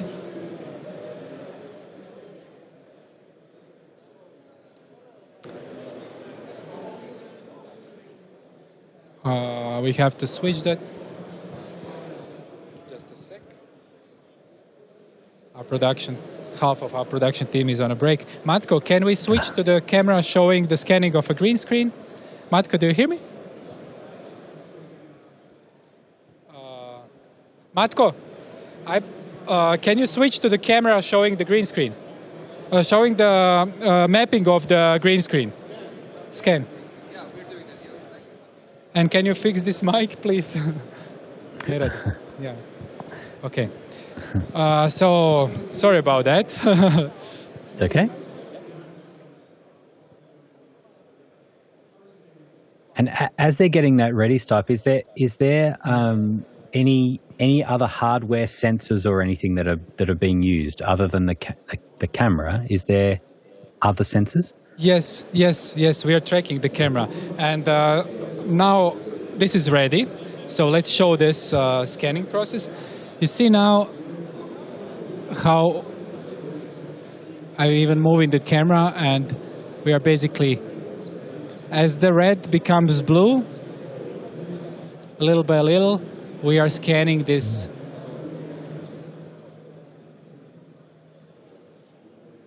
green screen area. And when the scan is done, it's pretty quick. I will now look down with the camera, and we're ready to go. So it's pretty quick even if you change the lighting. So what we're using here, now to your question, we are tracking the camera using our product RedSpy, which is a camera tracking product. It's right here. So this small infrared camera, it's the system that is most widely used in television for tracking cameras. It's a high-end camera tracking system, mostly used by the broadcasters because the broadcasters cannot allow that something goes wrong during their live broadcast. If you're doing post-production, it's fine. Usually you can fix it in post, and sometimes you don't even need a camera tracking system. You can track using visual markers on screen. But if you want something super reliable and to save time in post, then something like this is used. This is an infrared camera. It has infrared LEDs around the camera, which you can see here. And what it does, it looks up to a ceiling. And on the ceiling, we have tiny retroreflective stickers, which reflect back this light. And the system will then see like a dark image with white blobs, which is then very reliable map for tracking the camera. So, yeah, this part is tracking That's tracking that then in a full 3D space, because it really knows kind of the Z axis as well, right? Yes. Yeah. And so then are those sensors used in the scanning process that you just did? The green, is that data used in any way as far as knowing where the camera is to scan the green? Yes. For example, if you want to scan the green, you have a 3D model and you define this 3D model in Unreal. But in order to know, in order to scan it, you also need to know where the camera is, what is the field of view of the camera, of the lens, to know where to map each pixel of the camera image, to which portion of this 3D, planes in 3D space, to paint them with a green color. Yeah. That's how this part works. To track the pen, we used I think I mentioned it already, our follower tracking system, which basically consists of witness cameras mounted on this truss. You see several of them. Mm-hmm. And then we have LEDs, battery-powered LEDs, which are blinking sort of like a binary pattern. So each marker is different from another one, so the system cannot confuse one for another. That's great. Courtney, did you have a question about this? He's partially answered it. I was going to ask if you're using the follower system to track your talent as well, besides the camera movement and the background, so that when the talent moves in front of something that's a digital object in 3D space and behind it, so it can occlude or not occlude that digital object from a person that's walking around in the green screen. And does that person wear little retroreflective markers that are invisible to the regular light camera, but show up on your follower system? Actually, yes, we are also using the follower to track the person, and I'll just show you how it looks. Tony, can you show this marker? Yeah, okay. So we call this a mini beacon. It's it also has LED, which is blinking. You don't see it because it's infrared. But it's very tiny, and even if you put it in your pocket, it will keep on tracking. The light is quite strong, so it goes through the fabric. So if you put this LED in front of the graphics, then the camera image will be displayed in front of a certain AR element. If it's behind, then it will be displayed behind. And we also have this other system, which is artificial intelligence, like for tracking the person, and then you don't need this beacon. So the AI just figures out where they are in the previously mapped field of view for the Yes. Gotcha. Where are AI cameras? So, yeah. Oh, okay. Would you like to show us the volume now? Would you like to move across to? Yes. Yeah, that'd be great.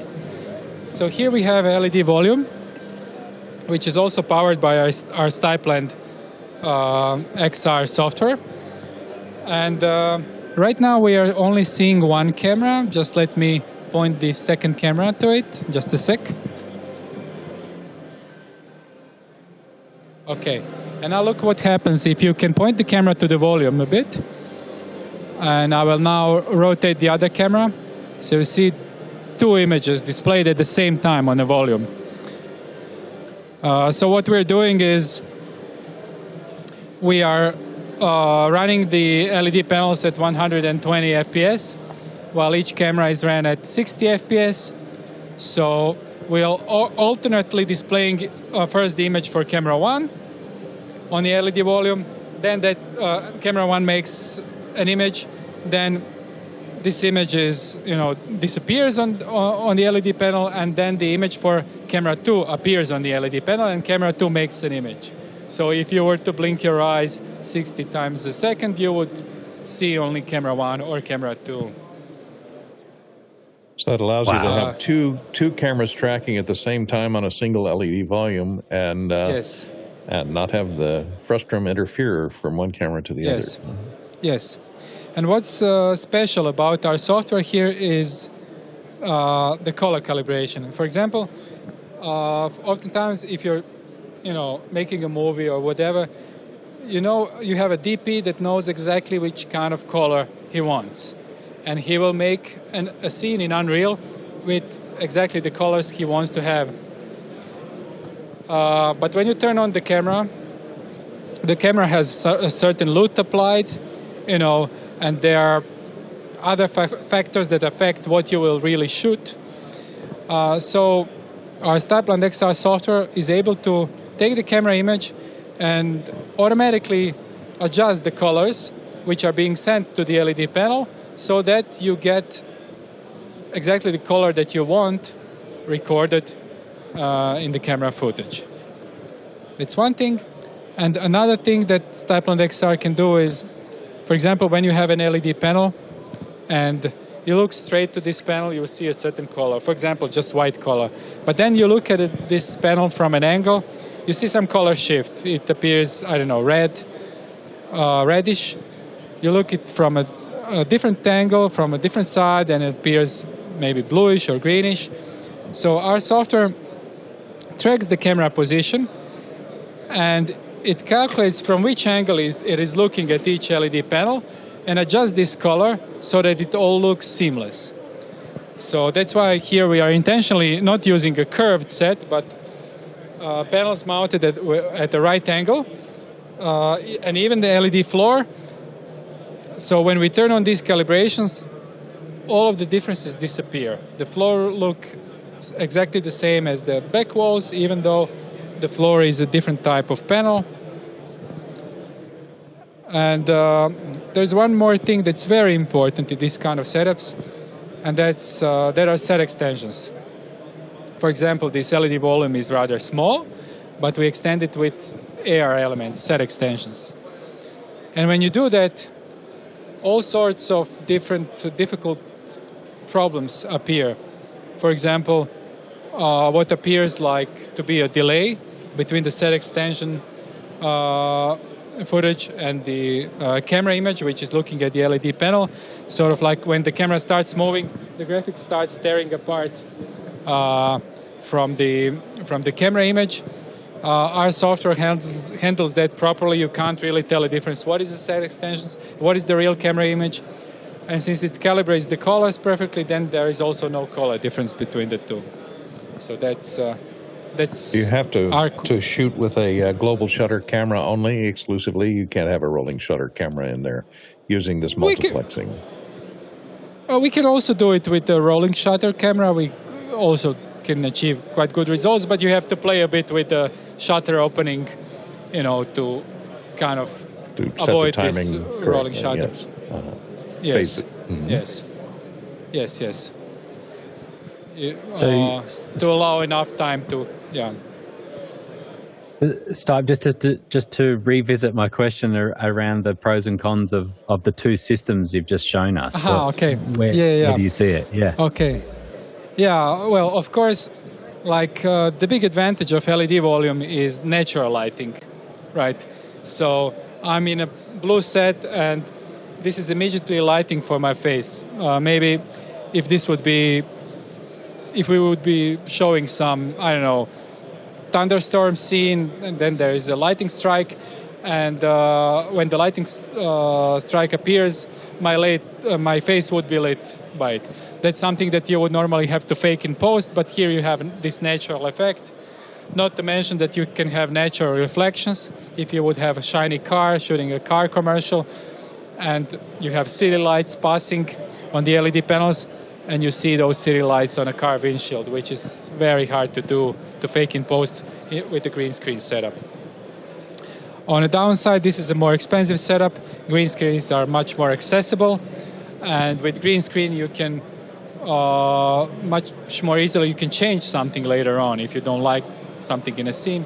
While when you shoot something in the LED volume, it's baked. It's how it is. So those are some comparisons between the two approaches. And obviously there's a lot of crossover in the work that your system is doing that works on both systems, and then I guess you have two markets, that you are going after with who is using the product. Yes. I mean, we don't define it as to market, but those are two challenges, and on each one we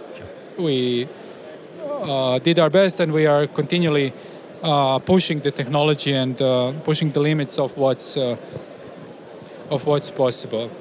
But yes, I mean, this is also this technology is also used in televisions, but oftentimes in movies. And what I don't yet see in movies that much is I see they always use curved walls to avoid this problem of color shift when the camera looks at the panel from a side, which we basically completely solved with our setup. So we see a potential improvement in better utilization of space. And even with curved walls, with this technology, you can get, when you have a curved wall, you're just hiding those differences. But, if you really want to have perfect colors, then you would still want to use this technology. Yep, that makes sense. Stype, thank you so much for showing us through. It's really cool for us sitting at home, for you to be able to give us this demo, even with some of your crew out having a break. You'll be able to get your crew back, and now you can have a go. You can go and have a break now that you've done this with us. Thanks. It's also for me the first time to have this kind of interview, so it's very cool. Yes. Thank you, guys. Yes. Thank you, Stype. All right, we are coming to an end of our time together today. I wonder if we'll get Alex back on with any closing thoughts. I'm actually interested to hear Alex, whether he was tracking the whole chroma key process, scanning process that was going on there, because we know and enjoy Alex's take on chroma key processing. Did you track any of that, Alex? Some of the scanning that was going on with the chroma key? It's pretty amazing. It looks really good. They've got a great model there that really shows it off. It's like, who has the messiest hair? Let's use that person, and it's perfect. That's what we always try to do to show off. So my question for you is, how was the experience from where you guys were sitting? Unreal. Honestly, it's pretty amazing. To coin a phrase from an engine. Yes. The clarity of that VisLink is just stunning. It is really amazing. I mean, compared to a Teradek, my mind's blown. I'm anxious to see now how far we go. Yeah, it's Yeah. Go ahead. We timed it perfectly. So yeah. So one of the challenges is that when the LED walls and everything else. What I'm amazed at is we're this far away, and these LED walls put off so much RF. And it's really quite a thing. So, but I think that we didn't know how this was going to go when we got started, but I think we had a pretty good first day. Yeah, the speaker worked Amazing. pretty well. We're hearing a little bit of echo, but and it depends on the sound level, the ambient noise level, people being able to hear us in the room off the speaker, as opposed to an IFB, which we've used in the past. So that's been working fairly well. An IFB, but in fact, we kind of moved more towards the IFBs and away from the speakers, and I think we'll probably keep on doing that. The speaker was a way to make it pretty. I didn't know how many people would take to the IFB, but the reality is that the speaker. We need to keep thinking about how that would work and how to make it more effective. And I think that we're going to probably do more IFB the next couple days. So that's kind of the direction. It really helps if you have the IFB, and especially if you're turned away from us and walking away, you can't hear us, talking to you because you're facing the other way. We were trying to make it fluid, but I think, go ahead. From the guest point of view, they were very comfortable speaking to us, even though the convention is noisy. I don't think with any kind of live rig for the formal interviews, like Michael Cioni was on for a long time, the fellow from Aputure was on for a long time. That was a very intimate, very close conversation, and the IFBs, I think, really help involve that. Yeah, no, absolutely. And thanks everybody. Thanks for Cloud Lifter on Bill's Even mic. just then, the fact that Bill was talking from the booth to Alex and us, we're just doing it seamlessly. We're just like, of course you can talk to Alex. Like, it's office hours. We've just gotten so used to it so quickly that it's all just working. And it makes sense, Alex. The most breakup of the link was when it was right next to the wall. And once it stepped back a little bit, it's been fine. I mean, way better than live view, right? Way better than live view. And I know it's totally different technologies, right? But it's been really rock solid, and we've had great connection with people, and they can see us as well, right? They've got the gallery view. Yeah, so there's I see you right here. So there's a little screen right above it. And we're going to do more of a walkthrough of the kit. This is a pretty crazy Franken kit that we put together, and but we'll do a walkthrough of that as well. But yeah, so I'm talking to you guys while I'm doing this. Like, we're not.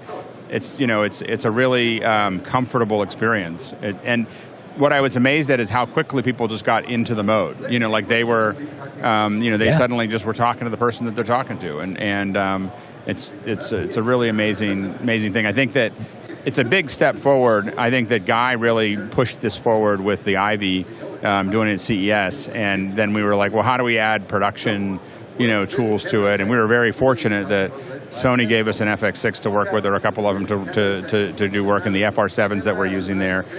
Of course, Zoom made this possible with the bandwidth. NAB made it possible with the space. Vislink, so it was like, we'll give you some transmitters. So lend you some transmitters. These are really expensive transmitters. But and Electrosonic has given us these mics that have been working exceptionally well, show after show after show, and we're really appreciative to everyone who's made this possible. Oh yeah, it's worked really well, and we're looking forward to the next couple of days. Once again, as Alex just said, we really want to thank Zoom. And this is a place, just snap that QR code to sign up to get announcements that are happening from Zoom. We thank them for their support in making all the bandwidth work for us, and particularly things like Zoom ISO that we're using, and of course in the Unreal Engine plugin as well that we're playing around with on the booth. We're looking forward to seeing a bit more of that. I'm sure a bunch of our community are interested to get a dive into that. But it's been so good, and thank you, Bill, sitting in there and giving us a view of and a perspective of what's happening. I feel like I'm on the regular show in the morning, and yet I'm sitting at NAB. This is awesome. You have to work on your Howard Cosell imitation, though, now. But thank you very much. So I want to limit shout-outs because it's a huge team, but everyone that's working hard, the team on site have worked really hard, and I'm sure on very little sleep. And just a real congratulations to them. And we're looking forward to the iteration of the next couple of days and what we can do even better over this time. I want to thank the panelists and Brian for quarterbacking it all. Thanks so much. We're going to catch you again tomorrow. I think we're at the same time tomorrow. We're kicking off at 12 again. Same time tomorrow, 12 o'clock. Come and catch us then. Thanks, Alex. Final thoughts there? A little wave off. Awesome. All right. Thanks, everyone. Goodbye. Thanks, everybody. Bye-bye from NAB. Have a good show.